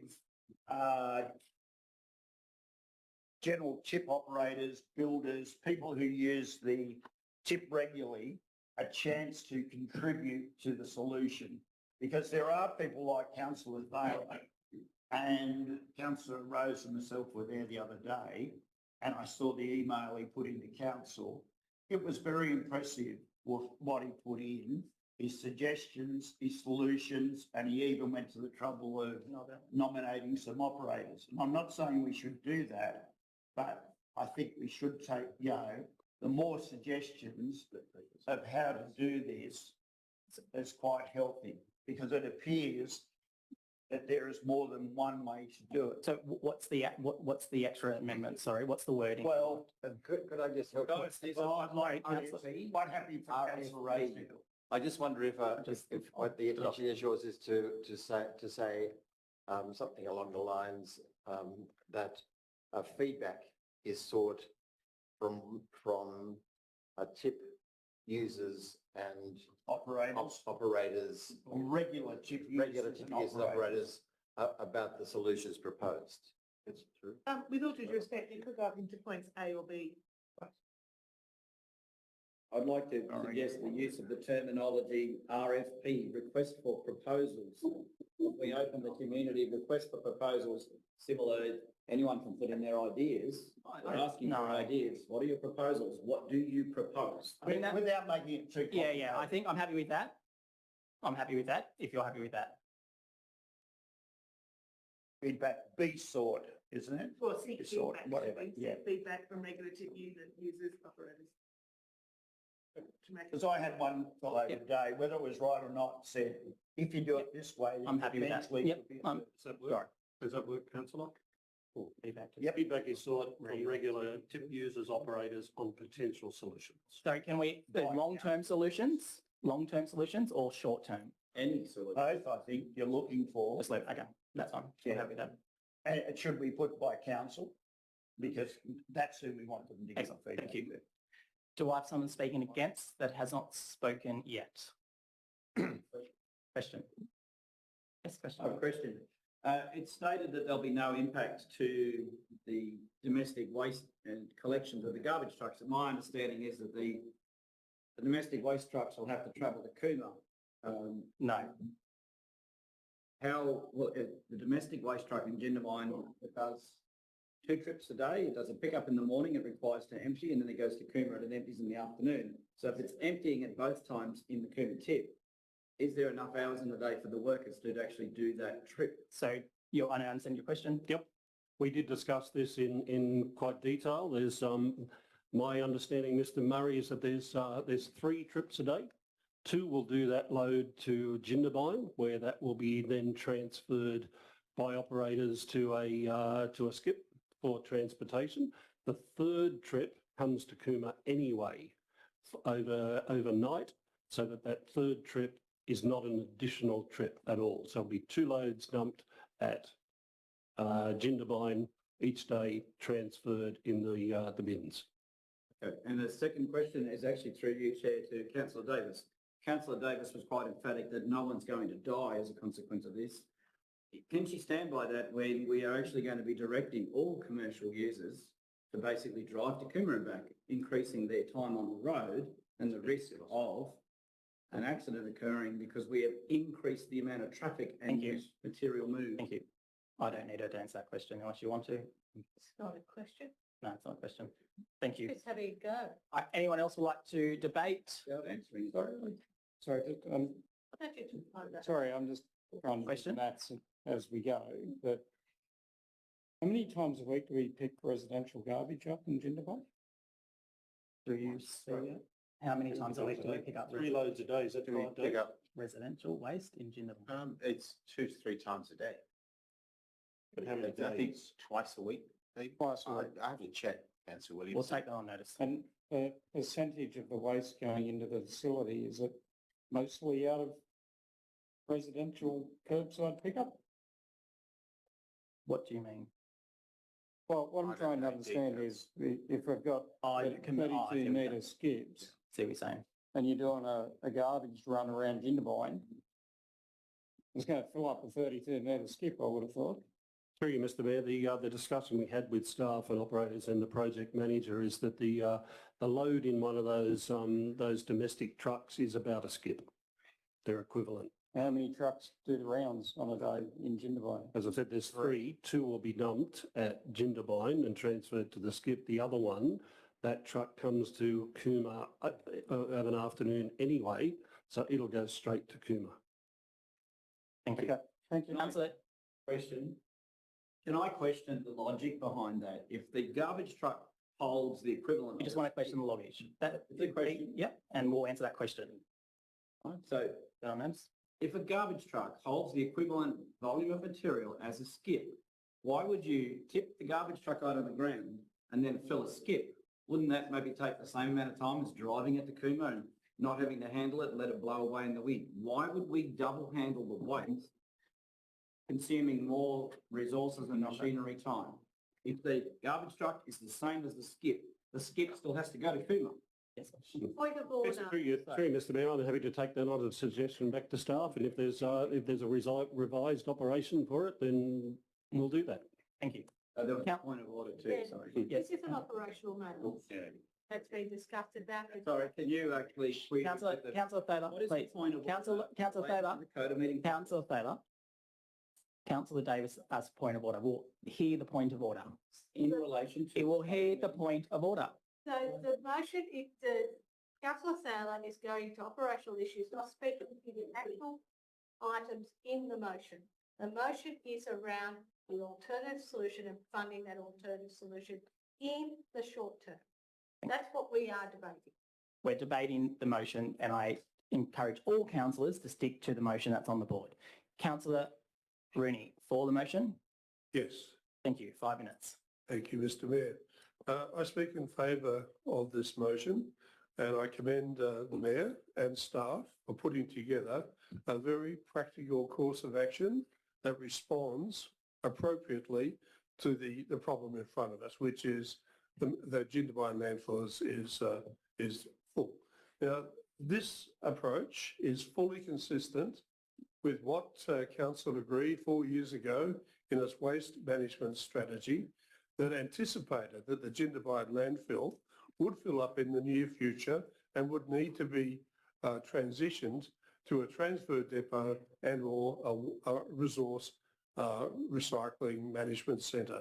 Well, councillors, here we are 4 years later, we're in the near future, and as anticipated in our waste management strategy, the Jindabyne landfill is full. So now is the appropriate time to implement the necessary steps that will create a waste transfer depot and a resource recycling centre that will provide a good service to the residents of Jindabyne without undue interruption. Now, councillors, our purpose here is to ensure the maintenance of good services to the community. It's not to play the blame game. It's not to embarrass the mayor or the staff or try and blow the incident out of proportion. This was expected. May I raise a point of order? Yes, councillor Further. Mr Manny is starting to venture into opinion and defence. We are debating the motion and the mechanics of how it would be Thank you. undertaken. Councillor Rooney, please stick to the motion. If we don't implement this motion, councillors, we are left with no effective response to the problem of Jindabyne waste disposal. And that will lead to the disaster that some councillors fear. So councillors, whatever your misgiving may be about how we arrived at this point, now that we are here, we have to respond appropriately. And the best way to do it is to empower our staff to act along the lines of this motion to ensure that the people of Jindabyne are not inconvenienced by the fact that the landfill is full. So councillors, let's put aside our differences and let's vote for this motion to ensure that council can continue to provide good waste disposal services to the people of Jindabyne. Thank you. Anyone like to talk against that hasn't spoken? No. I would just have a very quick right of reply and just say thank you to all the debate. Look, I think we've changed it and we've amended the motion a few times now, and I think it's a good motion and I think it's good for the Jindabyne community that we're going to continue to service their waste facility out of Jindabyne, and not close it. And this is, again, I applaud the staff for their work over the last week to get this, especially the CEO and Mr. Murray to get this stuff sorted. So thank you. With that, I put the motion. All those. Just before I've you just do that, done a right of reply. I'm just trying to read A. I'm Oh. jumping around. So Sorry. Authorise the CEO. Yeah, same as what's in the. I question, I'm just checking. I question the logic of that because undertake all necessary Yeah, work. councillor Thaler, I've done my right of reply. We've finished debate. With that, I put the motion. All those in favour? No, I put the motion. Sorry, I put the motion. All those in favour? Hands up.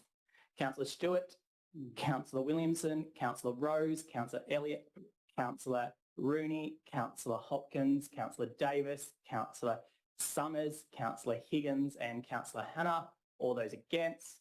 Councillor Thaler, carried. Excuse me, Mr. Mayor, just a key point, which I wouldn't want to get lost, but just this is for your story. I think it's just that there's a systems failure somewhere. Okay, we moved on. We moved on. We're not. I understand that. We'll move. We're moving on. Sure. I appreciate your comment, but we're moving on. Councillors, Councillor Williamson has a motion in. Sorry, Councillor Williamson, 11.19, isn't it? 11.19. Yeah, 19. Councillor Williamson, I think we should actually bring that forward to now. Yeah. I think we should bring that forward to now because we're going to debate a lot. So instead of me, I'm moving a motion. Yeah, I'm moving a motion to bring that forward. Okay. To now. I second your motion. Thank you. Mr. Mayor, just one point. We've got the minutes to confirm. Yes, I'm actually going to talk about the Micalago and we're going back to that. I'm actually bringing that forward. But yes, I haven't forgot about that. So councillors, I'm bringing forward, as we've got a few people in the community on 11.19, I think it's important that we debate that now so you guys can get back on the road if you need to and not, be here all afternoon. So Councillor Williamson, second that. All those in favour? Oh, sorry. Hands down, sorry. Good to go? We're doing Micalago one. Sorry, hang on, hands down. 11.19. Because they've driven all the way down.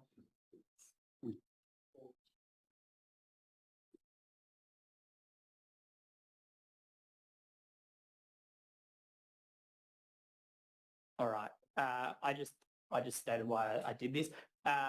Councillors, all those in favour to bring this forward? Hands up. Councillor Williamson, Councillor Stewart, Councillor Rose, Councillor Elliott. Oh, it's unanimous. It's everybody. All right. So we're going to debate 11.19 now and bring that forward. So Councillor Williamson, it's your motion. Do I have a? I'm assuming you're moving your motion. Yes. Do I have a seconder? Councillor Thaler?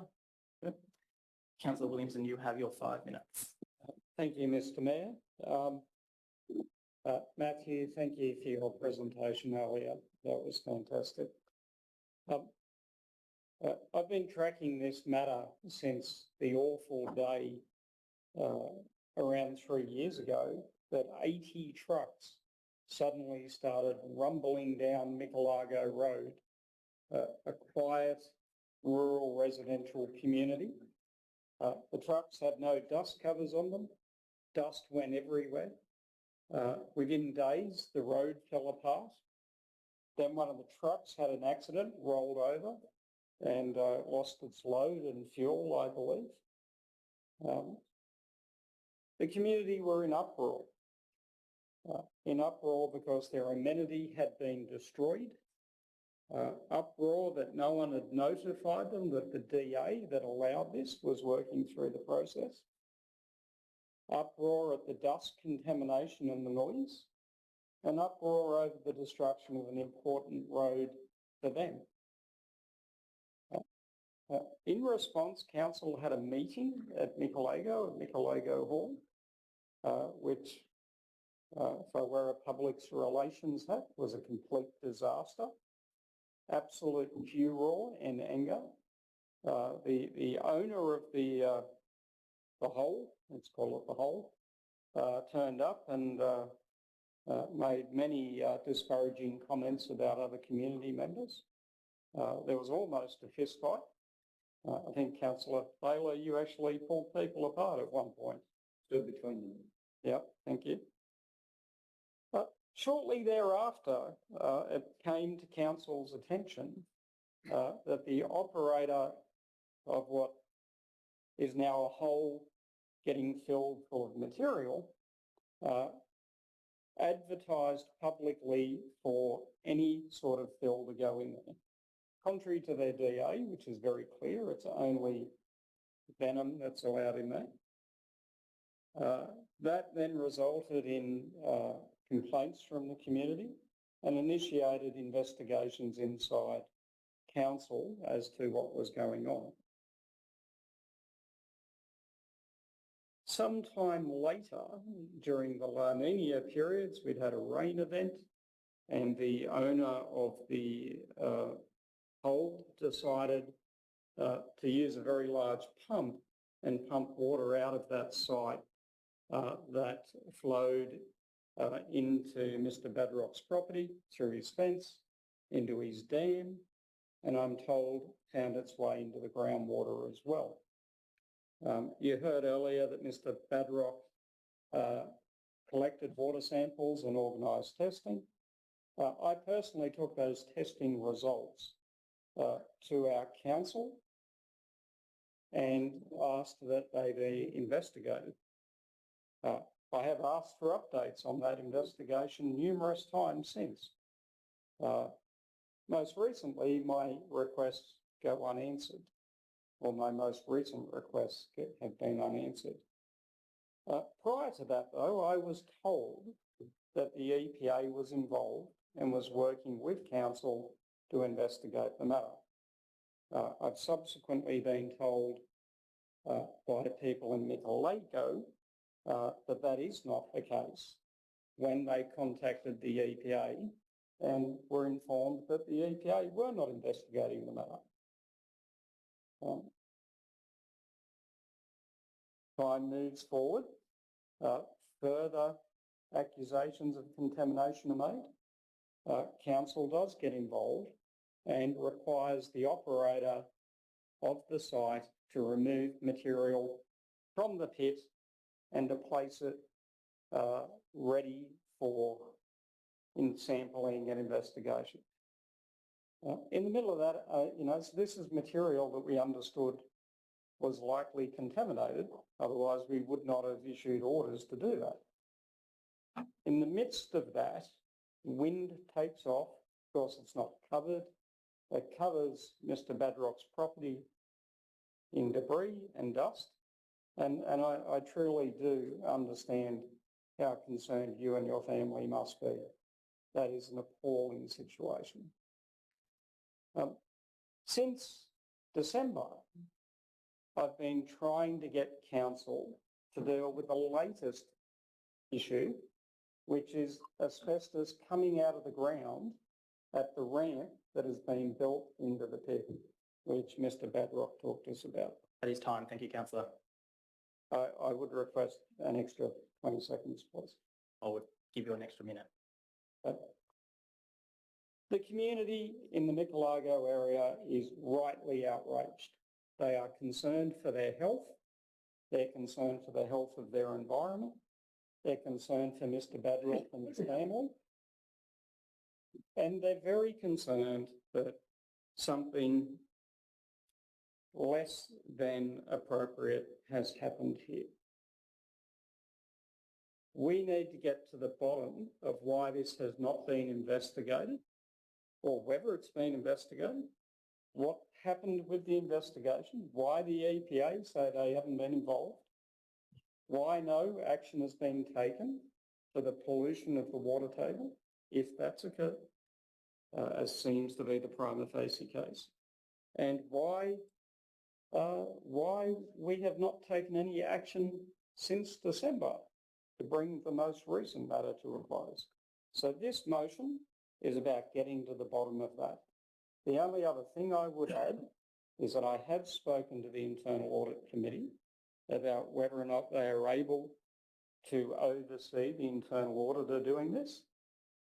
And I understand that this would fall completely into the basis of a compliance and performance audit within their scope. I commend the motion to councillors. Thank you, councillor. I just have a question. Did you I'll speak against it? I just have a question. Of the motion proponent. Councillor Williamson, would you consider adding a part to your motion that we immediately advise and seek assistance from WorkSafe and the EPA on the basis that whilst we can get to the bottom of what's happened, but I think we should formally report this matter now. As Mr Badrock raised that issue. So can we add that to the bottom, that council immediately report? Sorry, are you amending? Posing that council immediately report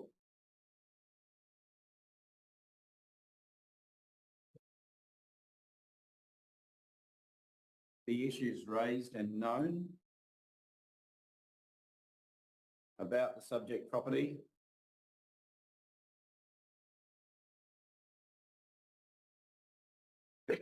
the New South Wales EPA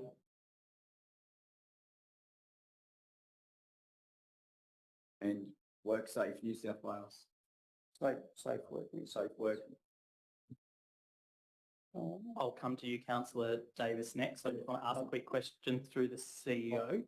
Can I just confirm if I'm accepting the amendment? Sure. I will accept the amendment with the words at the end and request their assistance. Thank you.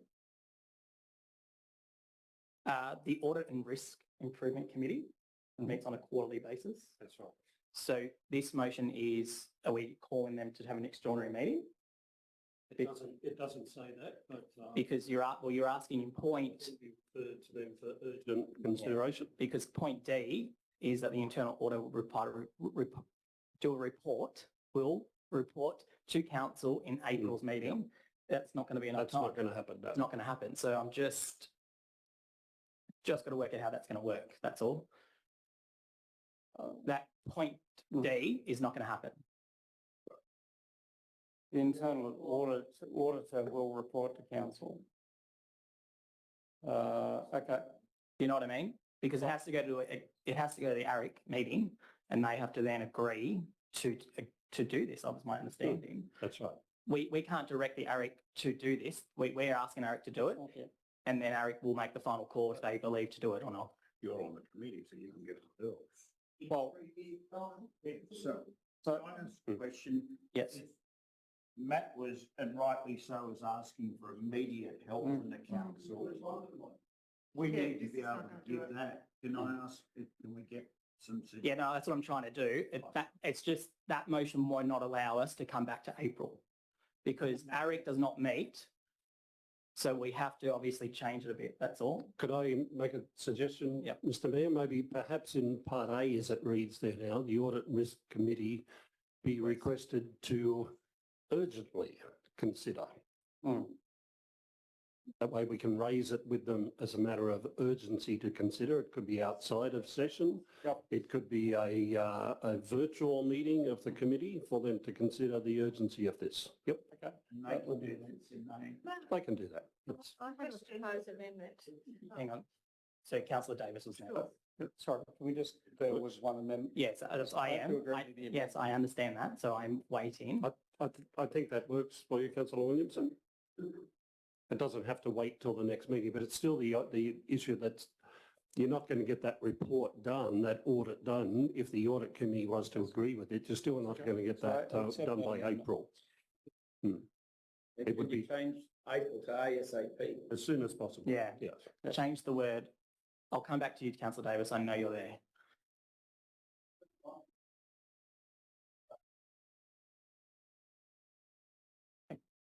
Are you happy with that, councillor? You would suggested we put a date. That's not, Yeah. is that possible? I think as soon as possible, but not before the end of May. Not later than. Not later Later than the than end of May. May. No later. Okay. Yeah. Yeah. Happy with that? Yep. Councillor Davis. So I'd like to propose an amendment to this motion. And that is that A, council seek legal advice from a law firm with expertise in environmental and development law on 1, the process undertaken by council to date. I think, Trish, that you've already got the motion. But the process undertaken by council to date and managing compliance with the development consent. 2, the most appropriate process forward for managing compliance with the development consent. Point of order. Right. Point of order. Morel is reading from an email discussion with staff that was conducted yesterday. So that information, it's not something she just thought of. You can't propose to amend a motion that we've just amended. When Yes, you you can. actually, that was Yes, you can. 4 p.m. from dated yesterday. David Rawlings to Narelle. There's Can. Yeah, you can. Actually, She's sorry. can actually. You can amend a motion. It's up to the mover of the motion to accept it. Well, then is Narelle amending the motion or is David Rawlings? No, Narelle is. Councillor Davis is. Councillor Davis is. It's not up to Excuse me. you to read my email. Councillor Davis, finish off your. So B, a confidential report come back for consideration at a council meeting when the advice is available. Take it back. But Screwed it up. Thank you. Fix it. Thank you for leaving. and funding be provided from the existing. Thank you. Public, please. Public, please. So the reason I'm proposing this alternate motion is that an audit and risk committee has no legal advice available to it. This requires legal advice on how we can address this issue and get a satisfactory outcome for the Micalago community. We can take it to audit and risk and they can say, oh, yes, you did this. Point of order. yes, I'd like to speak again, Mayor. Sorry. Councillor Davis is seeking to mislead the chamber. The Audit and Risk Committee consists of professionals who have professional qualifications that include law, accounting, finance and a range of matters. To suggest that they can't provide quality or reasonable legal advice is disingenuous and it's disrespectful to our own committee. I don't think Councillor Davis should make those remarks. Sorry. Has no idea what he's talking about. Sorry, Councillor. And that's why I'm seeking appropriate legal advice. Thank you. Please, councillors. I have to ask the mover of the motion, is he happy to accept the amendment? No. No. Oh. Just want to clarify one thing.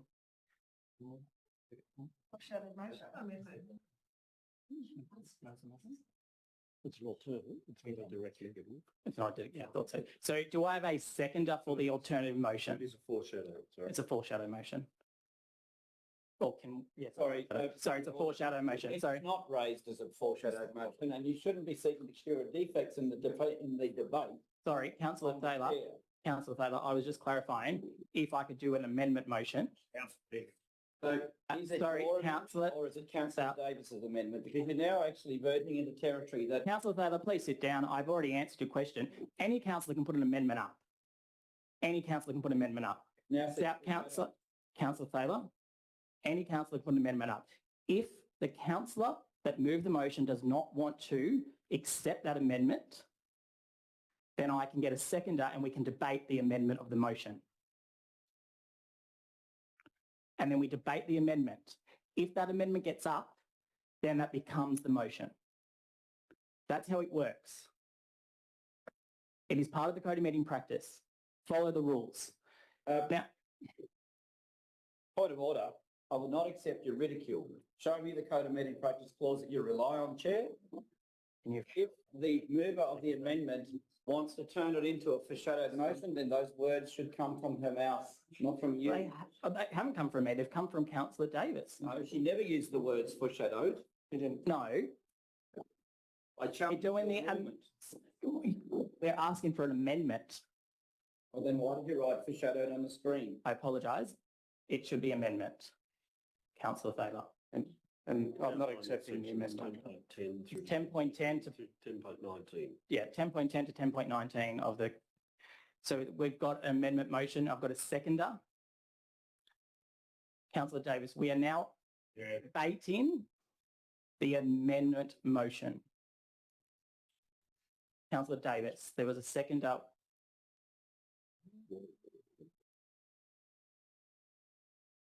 Am I right to go? Sorry, hang on. I just want to get it up there. The second. It should be a foreshadow. There'll be foreshadow. It should be a foreshadow. You can't do an amendment. You can amend that. Sorry, I just want to get some legal advice on this. So you're saying that. It's a different motion. It's a different motion. If there was an amendment to it, yeah, choose one motion, but this is a completely different motion. But actually, I want to still. That's what I brought this one. Completely opposite. Yes. Okay, sorry. Okay, yeah, no, okay, yep. All right. Yes. All right, sorry, I just wanted to clarify. So the amendment actually needs to be a foreshadow because it is contrary to the actual motion, so we can't debate it. So if you foreshadow, if this motion doesn't get up. Yes. All right, we're back into debate on Councillor Williams's motion. Do I have someone speaking against? Councillor Davis. I speak against this motion. Whilst it's been put up with really good intent to support the Micalago community and especially the neighbours of this proponent, I don't think it's actually going to solve the problem. The issue is that we have asked the ARIC committee to consider or urgently consider the internal auditor undertake a compliance audit. But it doesn't give us the tools or the teeth that we need to be able to address this issue. And I would think that the Micalago community would actually like to see us actually have some really good advice on how we can stop this developer from continuing to actually not comply with the rules that he should be complying with and have some respect for the community. This has been an ongoing issue for 3 years. It's really important that we have a really good process to actually get a closure to this issue and that the Badrocks can feel that they can live beside this person who owns the block and feel safe. And at this time, this motion doesn't do that. Thank you. Thank you. Point of order. Point of order. What motion are we talking about? Your motion, councillor, the one in front of you. So we're debating my motion. You are, not the yes. other motion. No, because I just explained that was a foreshadow. Before I yell, even though I said I would not accept your amendment to us, because your amendment was effectively contrary to the motion that I have on the board, I would consider extending my motion to include the provisions in your motion. So we could take your motion and add it to my motion. And then we'll achieve both results. Wouldn't that be wonderful? That would probably assist the audit committee, to be honest with you. Yep. Yes, it would. So why don't we do that? So then you get what you want and I get what I want Well, The that's not community what I gets want. twice. It's what the Micalago community deserves. Let's do it twice. Fantastic. All right, well, are you happy with that? Yep, more than happy for that. Okay, thank you. Do I have someone speaking for the recommendation? Councillor Hopkins? Sorry, can we get it? Yeah, we'll get it up. Let's get it up and right first, thanks.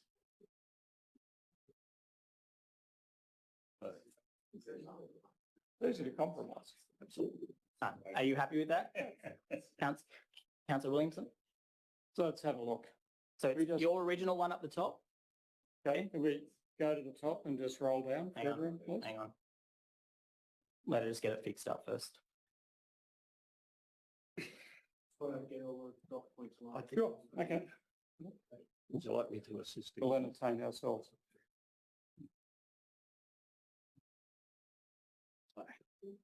There you go.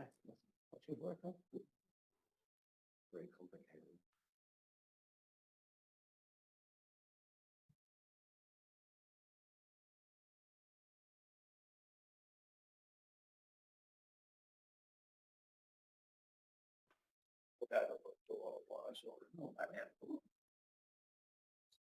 We'll make it bigger, we'll make it bigger. We'll make it bigger. Is that where Councillor Stewart's going to, or is he?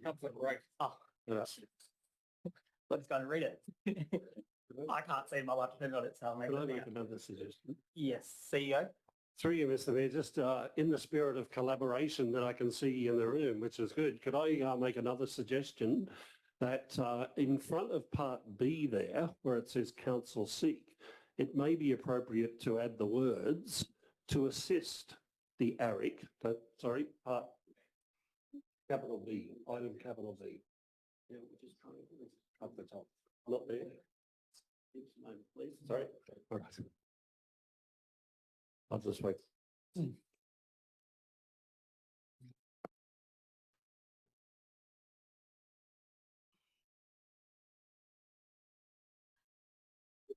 Back up to capital B at the top of that that box. There, right there. No, next page, box. Capital B. Right there, right there. Itself. To assist the ARIC in undertaking their audit, council seek legal advice. That ties the two together, I think, Councillor Williamson.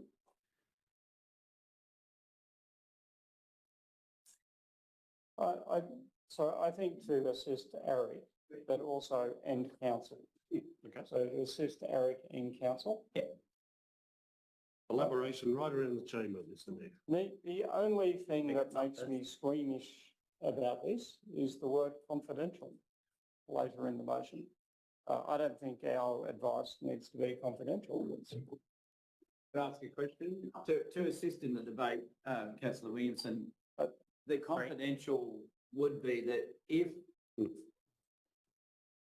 issues of culpability with regards to the property owner were discovered with the legal investigation, we wouldn't, as the prosecutor, we wouldn't be able to produce our own case by publishing that. So where appropriate legal advice that needs to be confidential can be, but where general findings are made, they should be published in accordance with our principles. That's correct. Agree, Mr. Mayor. Whether the word confidential is there or not, I would consider the advice that came back and would need to make that decision as to what was provided openly and confidentially anyhow. Well, on that basis, let's remove the word I confidential. think that would be sensible. Okay. And on that basis, then I'm happy to accept the amendment.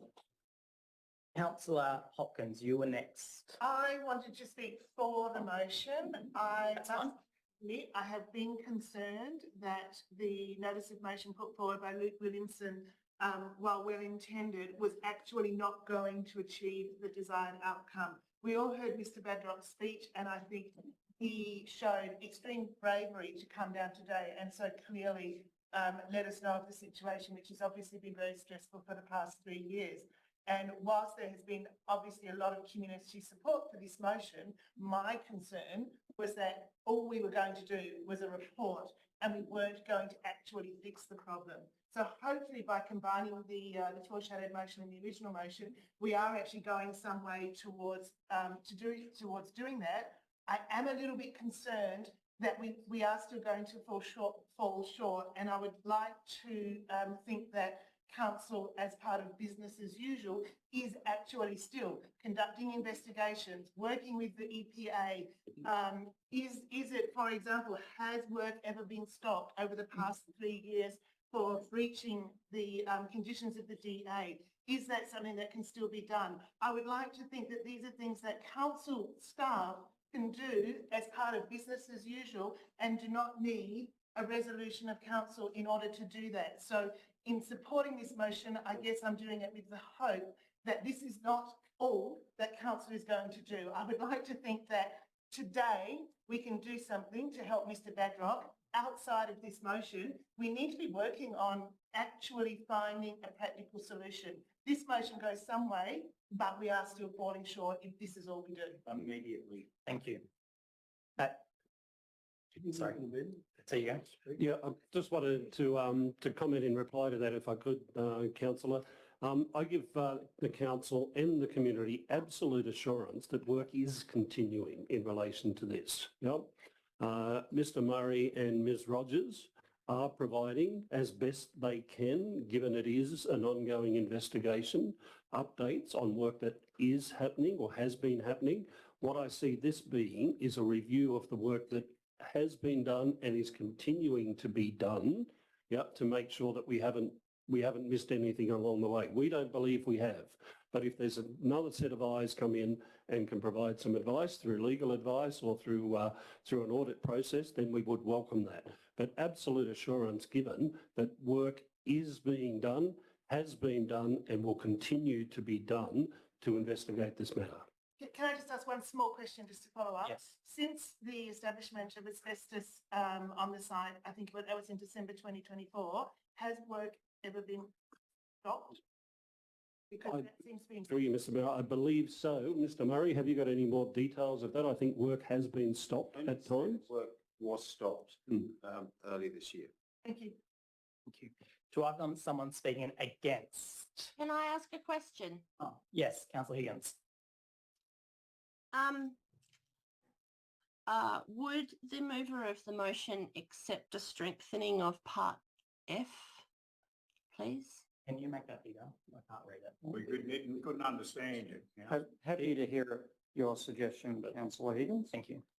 Thank you. It's my understanding that council has asked EPA to step in and they've been told that it's a local matter. Rather than report, can we use the word seek or whatever is appropriate, or refer something very more formal and stronger around making sure that the EPA is working, supporting council a bit more? Mr. Mayor, would it be helpful if I provided the definition of the word request, Councillor Higgins? No, thank you. No, my question is to the CEO. Well, if Councillor Williamson would accept strengthening that. So I accept your sentiment. I'm happy to take advice on the wording. Okay. Through you, Mr. Mayor, Part F, towards the end of Part F there, it does state request their assistance.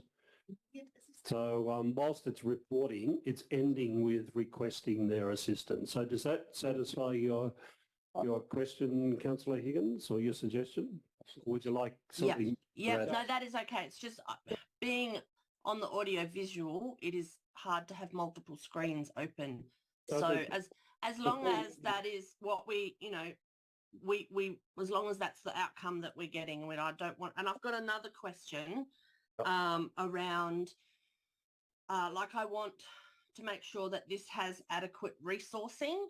So do we need to add anything to make that happen, or will you just work that out and come back to us? Yeah.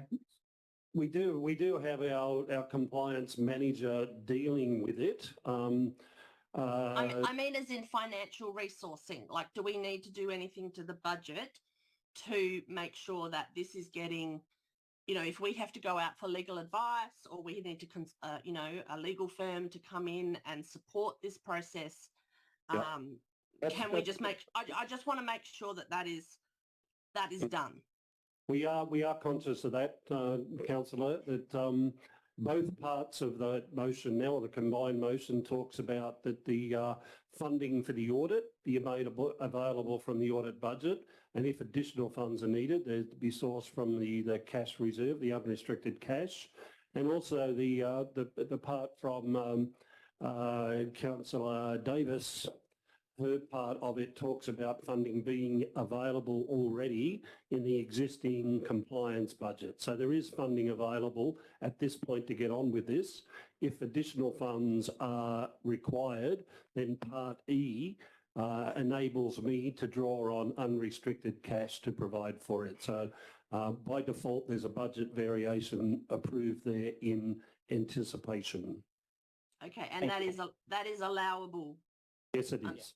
Yeah, great. Thank you very much for clarifying that. Thank you. Councillor Rose, you're against? I'm speaking against the motion. I just had a question. Yes. Could we not do something immediately? The fact we have, as a sign of goodwill, to send down a work crew properly equipped to at least pick up all the rubbish and the asbestos and that's on this gentleman's property. That sort of immediate response, you know. A lot of this is we're depending on agencies, etc. But by the same token, Matt's got, you know, young kids there on his property through no fault of his own. Surely we could do something immediately to help with the problem.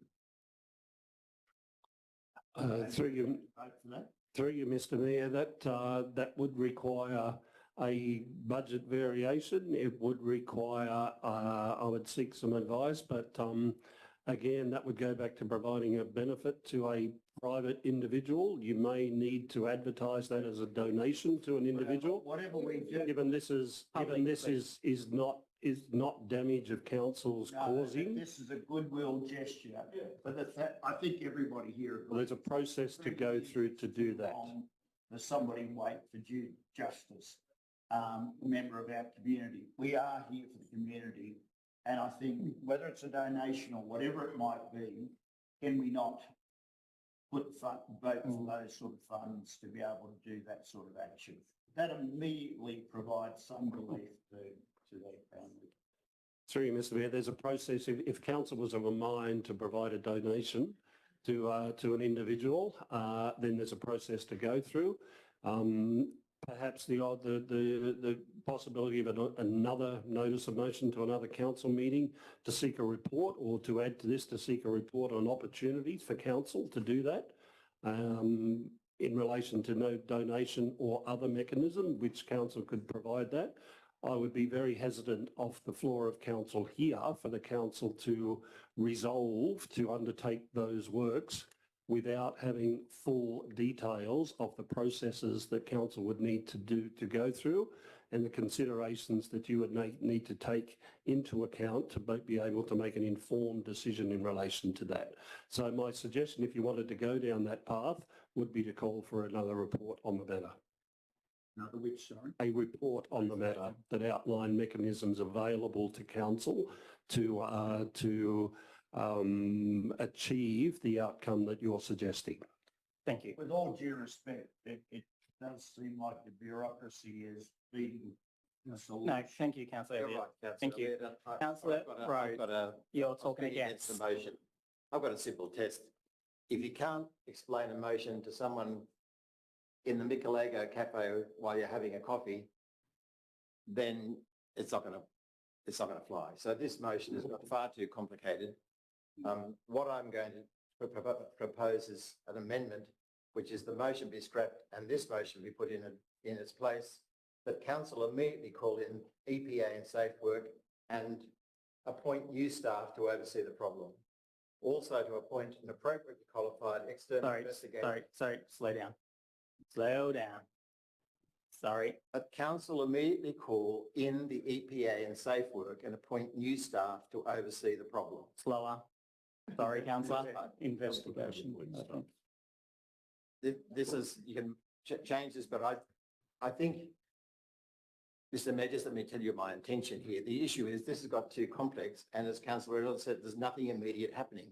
I'm waiting to call in the EPA and safe work. I'm going to get new staff. The best way of predicting future behaviour is past behaviour. Nothing has occurred because the wrong staff are on this. And then also we need an appropriately qualified external Point investigator. of order, I don't think that is appropriate to say about our staff and make a point of order. statement that I nothing actually has been retract that. done. I think that's misleading. I don't know. I'm sure it's not intentional. Yeah, I don't think it's intention to actually make wrongdoing.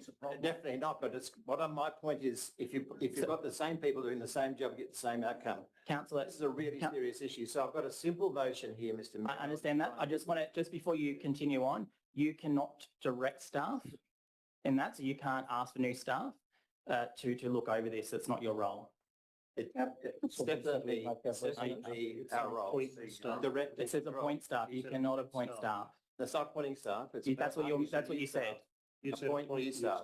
Yeah, you can't. You can't do that. He needs to direct others to put the staff who are involved aside. Sorry, councillor. Assign. Councillors cannot appoint staff. Okay. So change it to assign to a different staff member. It's the council immediately call the EPA and safe work and appoint new staff. That's the council. You can't do that. Council can't appoint staff. No. We're to direct and control the affairs of council. You can direct me. Well, we're You can direct the CEO. Okay, and direct the I'm CEO. going to raise a point of order. The badgering from the executive table is frustrating, Mr. Rose. If we want to analyse the word appoint new staff, it could be within our existing staff pool. This staff member has a question mark over their ability. Let's get a different staff member. We're not appointing new staff. We are getting a different staff member Sorry. to do the job. Sorry, Councillor Taylor. Councillor Taylor. Councillor Rose said appoint staff. Yes. He cannot do that. He can direct the CEO to appoint a new staff member. That is what I was saying, and that is what now he has changed. Direct the CEO to So appoint. how about you let me do what I'm doing and he can actually continue on. To direct the CEO to Point appoint. of order. Mayor does not have the right to badger me from the chair. I am not badging you. I rose to speak against your rulement and your antagonism. You don't need to be rude. Councillor Taylor, I was explaining that your point of order was incorrect and that I was right. So Councillor Rose, continue. We have an act of Thanks, disorder Mr. against Thanks, Mr. Councillor Salem. Thanks, He Mr. Mayor. continually and consistently disrupts this meeting. Is this a point of order? What's going on? Yes, it is. Act of disorder. Act of disorder. And he is bringing this council into disrepute by actually claiming staff are not doing their job. Not his role to do so. It's an act of disorder. Councillor Taylor, I'll ask you, you can do a point of order. I just want to double check what I need to do when it's done. Yeah. I like the motion very well. 15.4.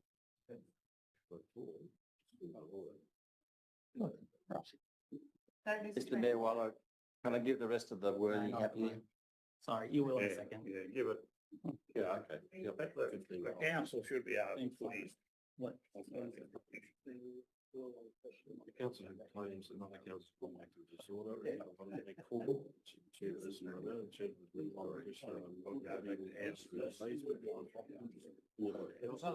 approved. So what do you want to do in relation to the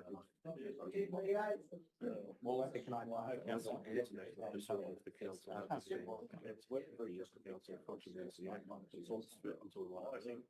Is from attempts to move in the motion of assaults with temporary personal elements or that's part D. Yeah, I think that makes sense.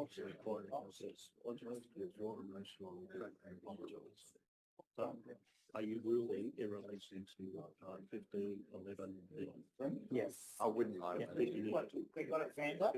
So I rule at part 15.11 D. So Councillor Thaler, I do ask you that the remarks you've made are unlawful and I ask you to apologise for those remarks. unfavourable person's remarks about or in pod that you're talking about of council officers that they cannot do their job. I did not say that. You did. You said there was a question mark and they can't do their job and you move over to here. So I asked you not to say that. I was explaining Councillor Reuben Rose's position. He wasn't seeking that we appoint new staff, as in recast, redirect, and set aside. That's what I was. You said the person's not doing their job. I said if there was a question mark over a council Not doing their job. not doing their job, you would get Yes. a different. And you council can't say person. that. That is, I can. That's not a. No, you can't. It's not an act of disorder. It is. I asked you to apologise and retract it, Councillor Well, Favour. who would I make the remark against? Please clarify. You made it against staff. Full stop. I said if a staff member, if a Councillor staff Taylor, member just has please a question, apologise and I we'll will move on. apologise to a staff member. Thank you. That's all I wanted. Councillor Rose, you can continue on. So, Mr. Mayor, I'll try again. So the council immediately call in the EPA and Safe Work and direct the CEO to appoint new staff to oversee the problem. Appoint new staff to oversee the problem. I won't define. Councillor Rose, given, it'll be up to me to accept your amendment. Yes. Could I suggest oversee the investigation? Okay, oversee the investigation. Thank you. Thank you, Councillor Williamson. Um, And then also, full stop, also to appoint an appropriately qualified external investigator to determine how the placement of unapproved material has occurred and why the council has failed. There's obviously an impediment here, and so this is a very simple story to try and say there's been immediate action. Sorry. Then Sorry, you have to, you're talking a bit too quick. Okay. So to appoint the second part of your motion, to appoint an appropriately qualified external investigator to determine how the placement of unapproved material has occurred. What did you aim for? please, public. Of unapproved material has occurred.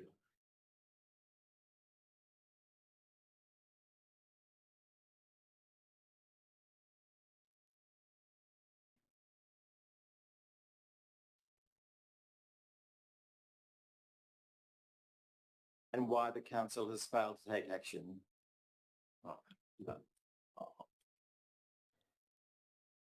We haven't failed to take action. I disagree that we failed to take action. Mr. Mayor, I've heard that from a dozen letters. I heard it from the material. Yeah, There's clearly an impediment here. So, Councillor Williamson, are you happy to accept the amendment? I Or think. change your whole motion? I think, again, I'm reflecting on that, but I think it would be if and why council has failed to take action. it doesn't say staff in my motion. It says, so if and why council has failed to take action. Is that okay? Appropriate action. So, and if and why. That's It's a split motion. It's actually not going to do that. Wouldn't that come into your order? You get that out of your. Councillor Williamson, are you accepting this motion? Sorry, you're accepting this change of your whole motion. So your motion will be gone and this will come in.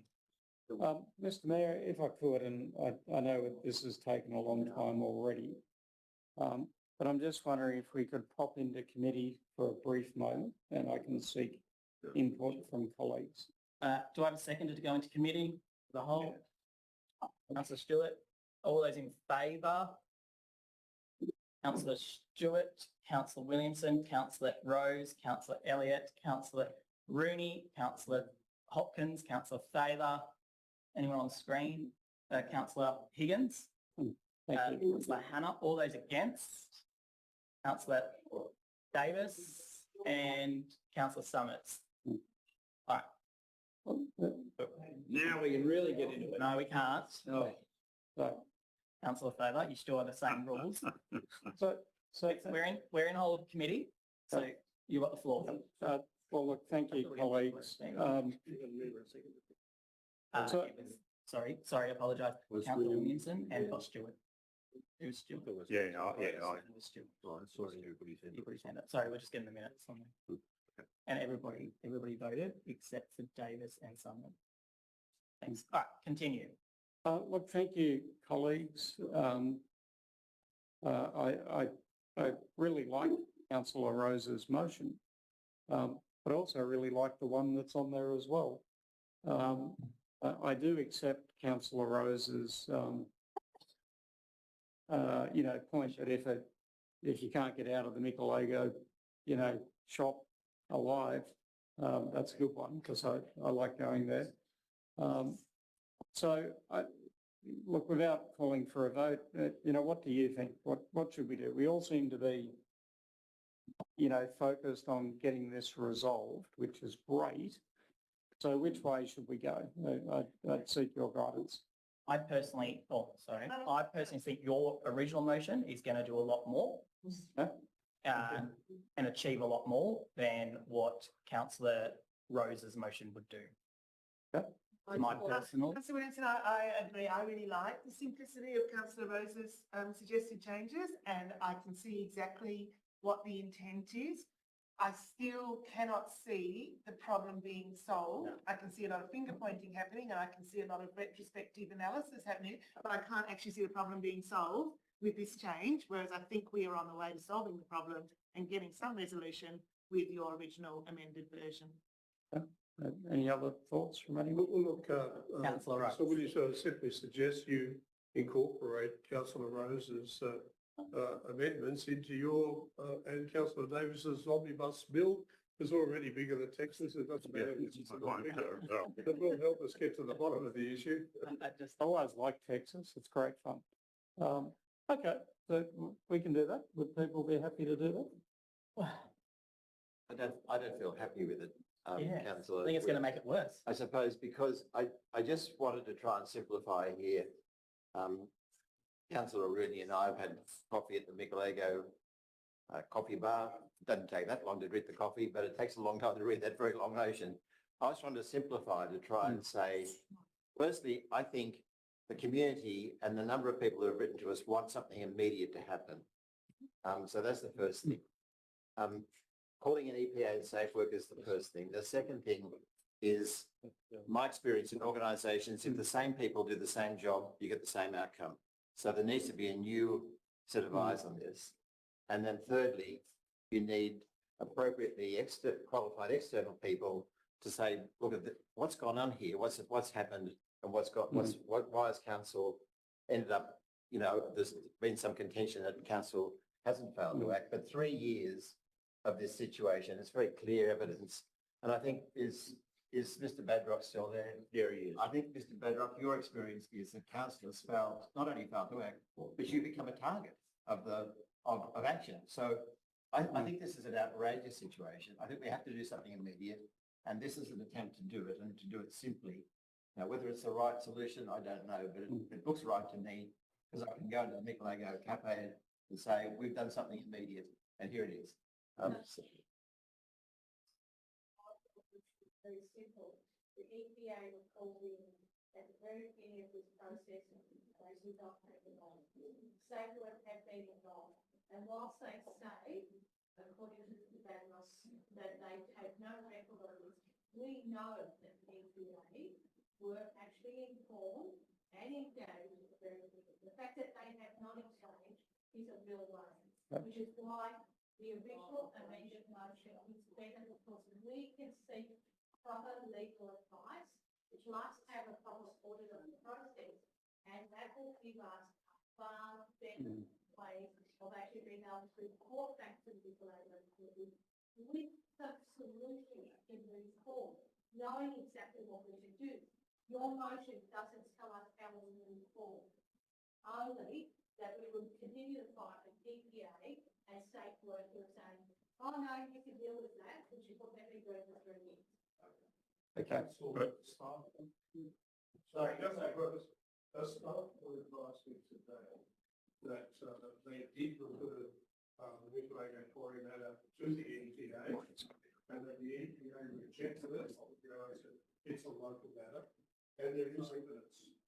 Sorry.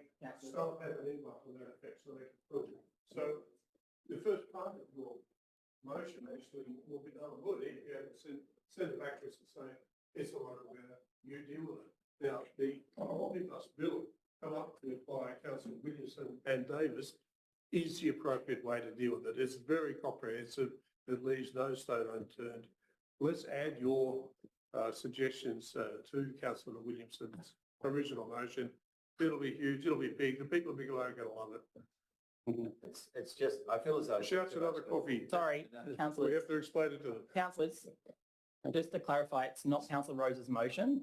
It's Councillor Williamson's motion. So it's up to him to add it, not Councillor Rose. The bottom one's Councillor Rose's amendment. Yeah, but no, it's up to you to add it to the original one. Could I ask a question to the CEO? Yeah, after Councillor Fowler, because he has had his hand up first.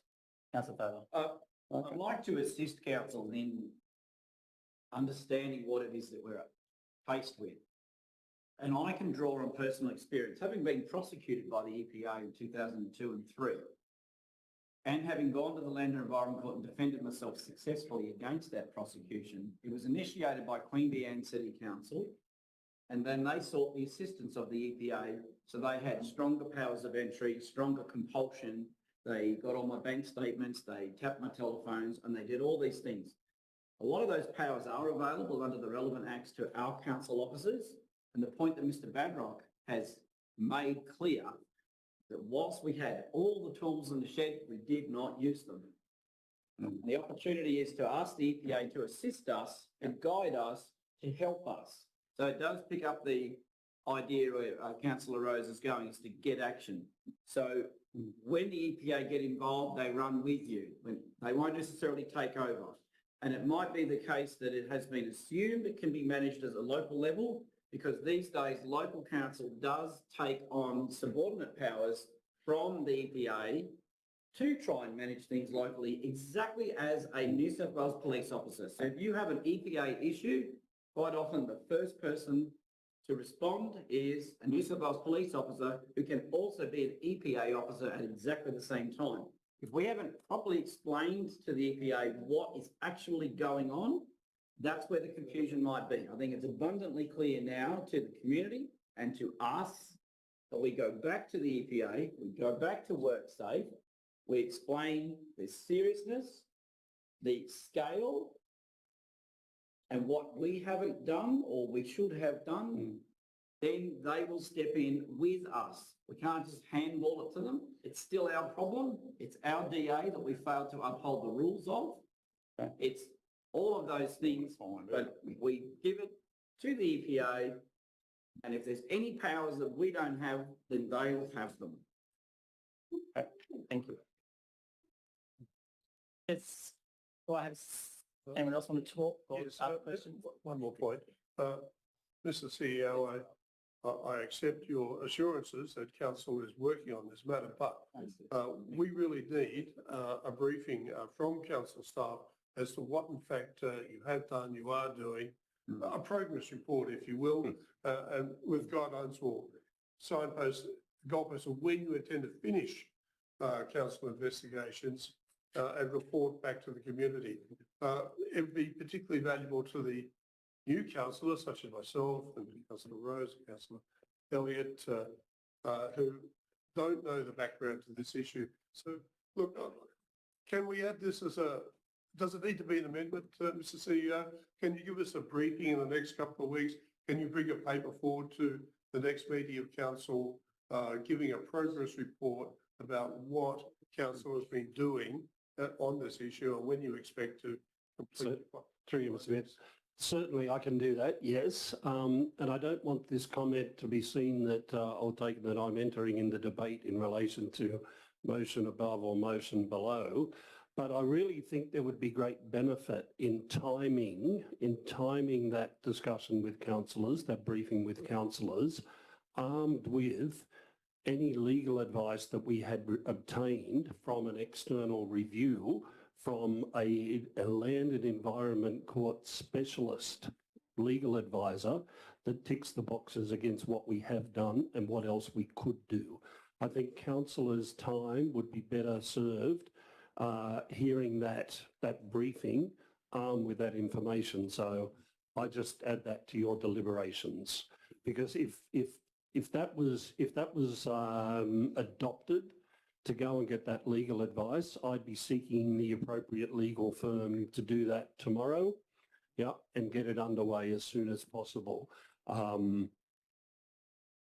Given a reasonable amount of time for that review to be undertaken, then I would schedule a briefing for councillors as soon as possible. I would anticipate that could be within weeks.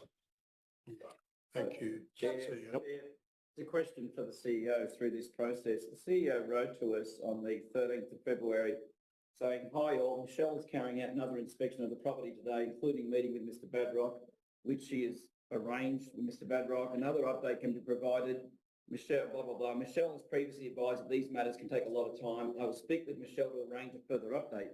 So that was on the 13th of February. It's consequent to the advice I provided council on the 12th of December. So we have actually been promised several times to have a briefing and updates. And here we are. So Well, did that say briefing or update? What was it? It said update. I was looking for the other indication. When was, Mr. Murray, when was the last update from yourself or Ms. Rogers? When was the last update you provided to councillors in relation to the quarry matter? I thought it was earlier this week or last week. 4th of March, I've got one. 4th of March. Update 298 Micalago Road. Anyway, So I think there have been regular updates to councillors. I think what councillor, we're just going to be off track. I think what councillor Rooney wants is a briefing, but as the CEO said, we should do it once we get all that legal advice in, if that motion's carried. I think that makes perfect sense. All right. Is anyone else? I just have one Yes. little question for Councillor Williamson. I think if this is approved, we've got conflicting information in relation to the funding, because capital D says funding comes from the compliance legal cost budget. But if we can scroll up a bit, I think there's another mention of the source of funding. So I feel I don't care what we do, but we've got conflicting information there. It's for the different sections is why. I think, so that's all right? That's correct. Okay, so we'll say that. Okay. Sorry, just to clarify, just before you do it, Councillor Hopkins, you were saying that what part, sorry? Well, see, we've got funding to be provided from the existing compliance legal budget. Yep. And then if we scroll up to maybe E, F something, we've got funding for the audit from council's audit budget. So that's okay. We've got two pieces of work within the one motion with two different funding sources. Yes, my knowledge it's two, but I will clarify that. Two different sources, because one's an audit one and then one's the actual legal fee one. Okay. Can you clarify that? Sorry, I didn't. So part E there, where it's got the funding. Yep. And made available to councils. Yep. And then the last one is got funding to be provided from the existing. I mentioned that before, that there were 2 parts. That was in response to councillor. D, it's not like a subsection. So I think we should go back and find out how this was approved without coming through the council. yeah, that's Sorry. It's in there. Just to clarify, just to Councillor clarify. Hopkins, yes, part D does relate to that second part that was added in. Yeah, in relation to the legal advice cost. Could I just also add, Mr. Mayor, there's been a number of, part of this is about referral to the EPA. We have asked the EPA about this in the past. We have been liaising with the EPA. And if I could quote from an email that we've identified to council from the EPA in late December 2024, I'm just touching base, and we received the following report, which I won't go into. 24. This is from the EPA. I have previously let the complainant know that this is an ongoing council matter and that the EPA has no regulatory authority in relation to this matter. Please let me know if you require any further information. Yeah, and that's what... We can go back and try and refer it again, but we have done that. Well, personally, that's in writing. I think councillors, we've been going around the bush everywhere, but you've got to come back to the source of the problem. We approved this development without coming to council. It's not an EPA matter. Exactly. It's a council matter. We've got to find out why this development was approved with no conditions, what I can gather on it, and get to the source of it. You can't just keep going out blaming everybody else when EPA didn't approve it. Safe Works never approved it. It was approved by our council planning people, which never even come. And I've been here ever since this council started, this amalgamated council started. And how come when you get it, you would think a development like that, when they're going to change and a lot of extra traffic and that to whatever to fill them, why wasn't a report coming to the council of the day to assess it and to go out to the community to see whether it's appropriate or not? Exactly. And so we're beating around the bush instead of trying to get on and saying, well, we've made the mistake. Our organisation's made the mistake. We fix it. Don't blame everybody else. Councillor Higgins. Yeah. Councillor Higgins, thank you. Too much noise. Can you hear me? Yeah. Members of the public, I do ask when we're in debate. I raise an act of disorder against Davis. She has just accused the public of various things and demanded they be ejected. On what basis should they be ejected? And as an act of disorder, I think you should apologise to them.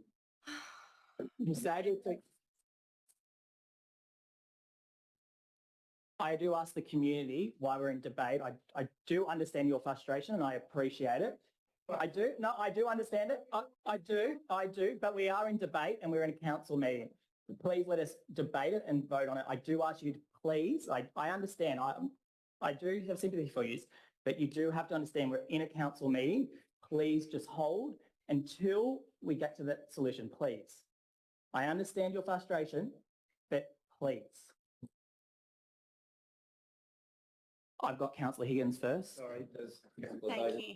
No, she doesn't, because I don't believe she actually just raised that the community keep going. What is part of my code of meeting practice? If community do keep going, and I can exclude them from the meeting. Councillor Higgins. Thank you. Since we're in committee, I'll just take the opportunity to remind councillors, and for those who weren't on the council last time, it was approved because it was legal under the LEP. The problem was that it was at officer discretion whether people were let know. It would have been easier if we had stuffed up in some way, but unfortunately that was just a decision that was, again, allowable. And just to remind councillors that we actually have changed that in our community consultation plan, so that can't happen again. This situation is nothing short of horrendous. It shouldn't have happened, but we can't, never in my mind would I have imagined that a DA, approving a DA, was more solid than the bedrock of the ground, which, you know, we need to take notice of what we're doing. This didn't come to council, but we must get an outcome. We must get an outcome. So whatever we decide to do, and if whatever the EPA is deciding to do, we must get an outcome for Micalago, and we need to get it as fast as we can. And I think that's where the legal advice and resourcing that legal battle needs to be a priority, because this cannot go on, and we need to get the help from wherever it needs to get to, even if we have to pay for it ourselves. It can't go on. But going backwards isn't going to change a thing. We need to get a solution for the people on Micalago Road as soon as possible. Thank you. Councillor Williamson, I'll come back to you to decide if you want to continue with your motion. Have you made up a mind? Well, we're still in committee. I just want to ask a question before we go. Whilst we're still in committee. Yes. Here's what I propose to do, and thank you colleagues for, that conversation. Are we out of? No, we're not at a committee yet. No, we're not. We'll have to vote on that. A bit longer than I thought. So what I would propose we do, if you could just scroll up a little for me.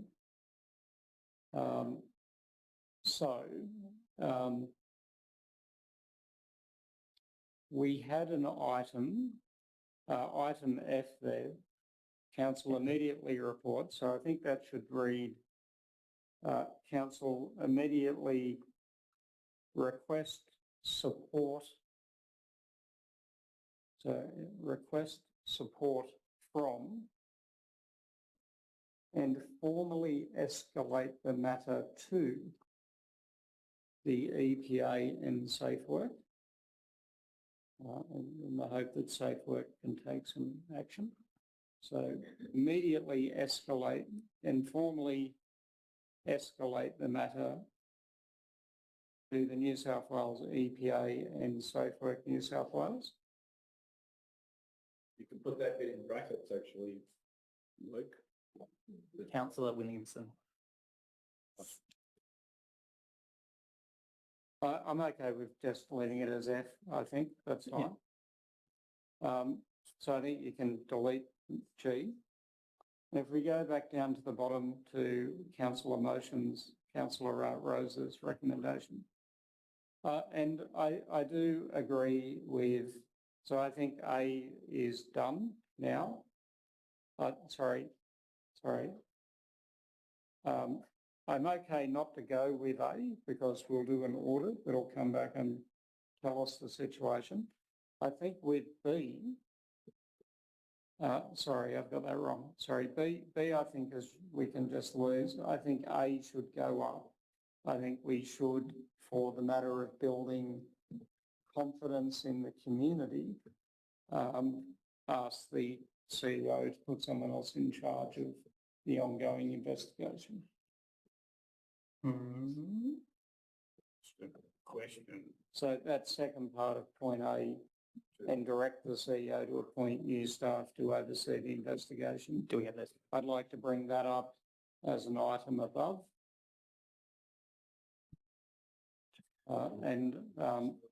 Under the assumption that colleagues are happy now to proceed to a vote, I'd suggest we come out of committee.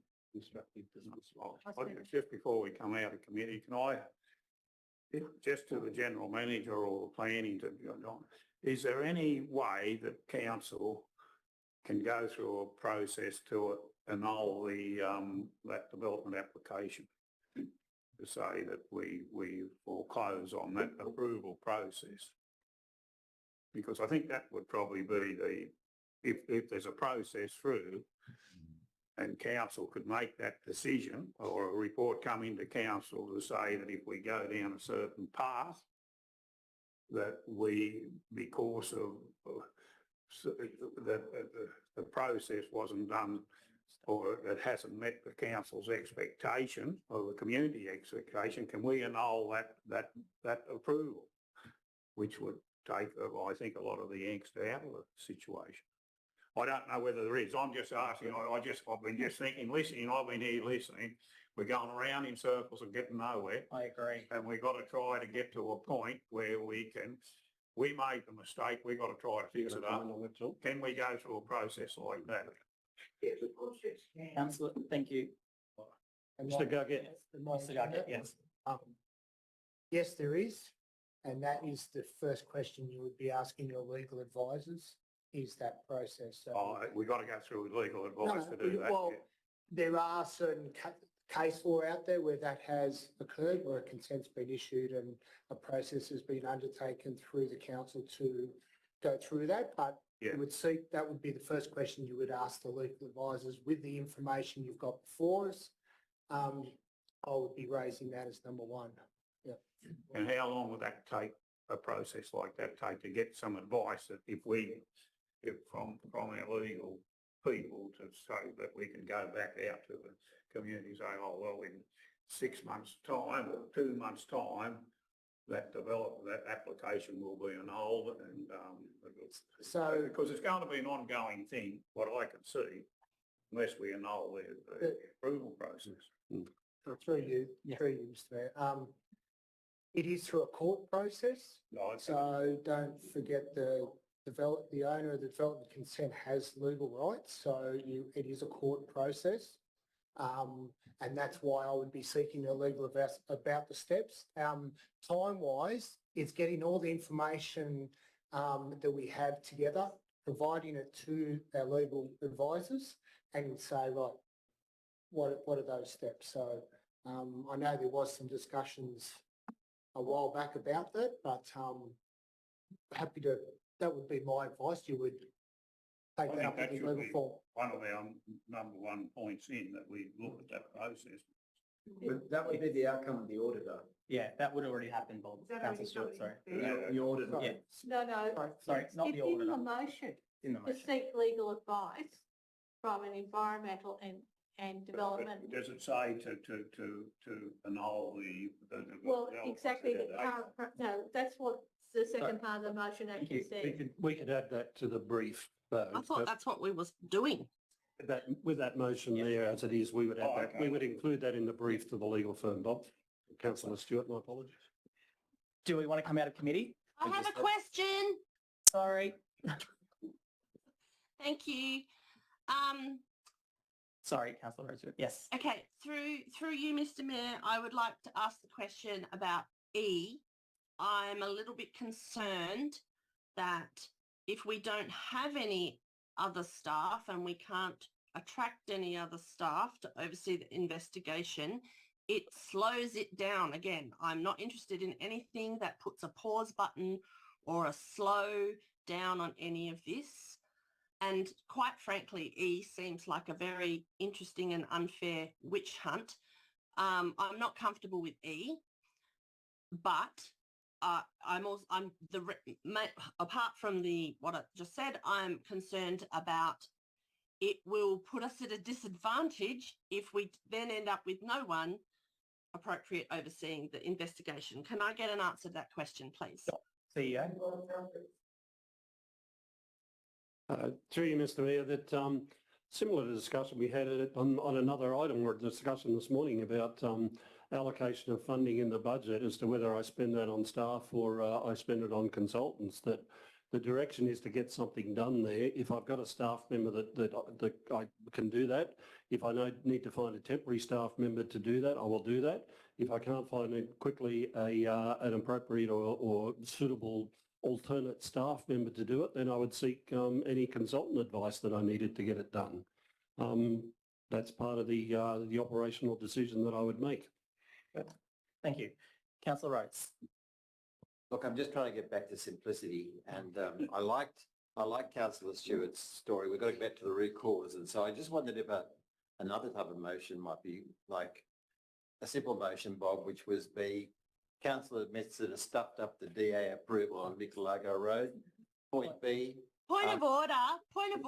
That is actually not what happened. Point of order. I think we need to base what we're doing on truth. Sorry. Community. I guess there's no point of order. No. We're just in committee. We are in committee, but you're actually saying wrongdoing of our staff. No. And yes, you just said that. No, I didn't. You did. No, You did. I said council stuffed up the story on Micalago Road. Yes, that is wrongdoing of the So council. No. He actually said that they had made a mistake. It was allowable under the LEP. I'm sorry, I will not allow untruths to be told in this room. Anymore to even defend themselves. Sorry, I'm just proposing an idea for. Council. Then propose it without the lies. Thank you. Thank you. It's a strange. Councillors. Yeah, wait a minute, Mr. Mayor. This is what we heard. Councillors, we're in a committee of a whole. Yes. Please stick to it and stop saying that staff did something wrong. I didn't. You did. Council. It's the same thing. Council, you are saying council, that is the staff. Just put that aside. Put that to the side. Second part of the. Put it to the side. Is council will do everything required to get a solution by the 30th of June. So we don't got any, there's no detail, we do all we can. I move that we move out of whole of committee. Second, I've got a mover and a second to come out of whole committee. All those in favour? Linda has a question. Linda, sorry. I just wanted to make a note that I do not like Part E. It is a poison pill for me. If you'd like a unanimous result, it would be removed. I do not like any reflections like that on staff whatsoever. Thank you. All those in favour to come out of whole of committee? Hands up, out of committee, unanimous. Thank you. We're back. Speak in support of the motion. I think that's what we're up to. We are. The motion be put. No, we're speaking for. Sorry, councillors. Told you I'll use that today. 6 months. I know, it's taken me a while. Councillors, I've just had a motion be put, so we have to vote on that. We haven't had enough for it. Yeah, no, we've had Councillor Williamson speak for, Councillor Davis against, Councillor Favour for. You already spoke on this, actually. Yes, you did. No, I haven't. Yes, you did. Sorry, Tricia. Sorry, Councillor Hopkins. I take that back, Councillor Favour. And then I had Councillor Rooney speak. That is the 4. So I have been recording. Councillor Rose spoke. And Councillor Rose spoke also. So, councillors, I've had a motion be put. We'll get that on the board. All those in favour to put the motion, hands up. What is it? We're putting the motion. If we don't put the motion, we continue debate. If you will. I've had a motion to put the motion. Sure. Confused. Okay. Councillor Stewart, Councillor Williamson, Councillor Rose, Councillor Elliott. It's unanimous. Yeah. Oh, sorry. Everybody but Councillor Favour. This has not satisfied. Okay. So the motion has been put. Now, part of our code of meeting practice, Councillor Williamson, you do have a right of reply. So Councillor Williamson, you have your 5 minutes of right of reply, and then I'll be putting the motion. Thank you, Mr. Mayor.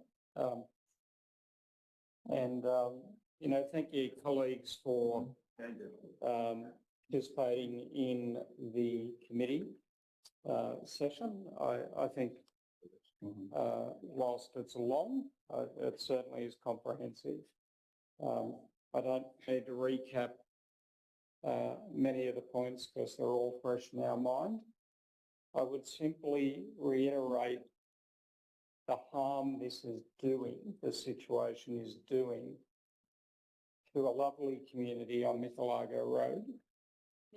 And I therefore will commend the motion to you. Thank you. Thank you. With that, I put the motion. All those in favour of the recommendation that is on the board. Councillor Stewart, Councillor Williamson, Councillor Rose, Councillor Elliott, Councillor Rooney, Councillor Hopkins, Councillor Favour, Councillor Davis, Councillor Higgins and Councillor Hannah. All those against? Councillor Summers. The motion has been carried.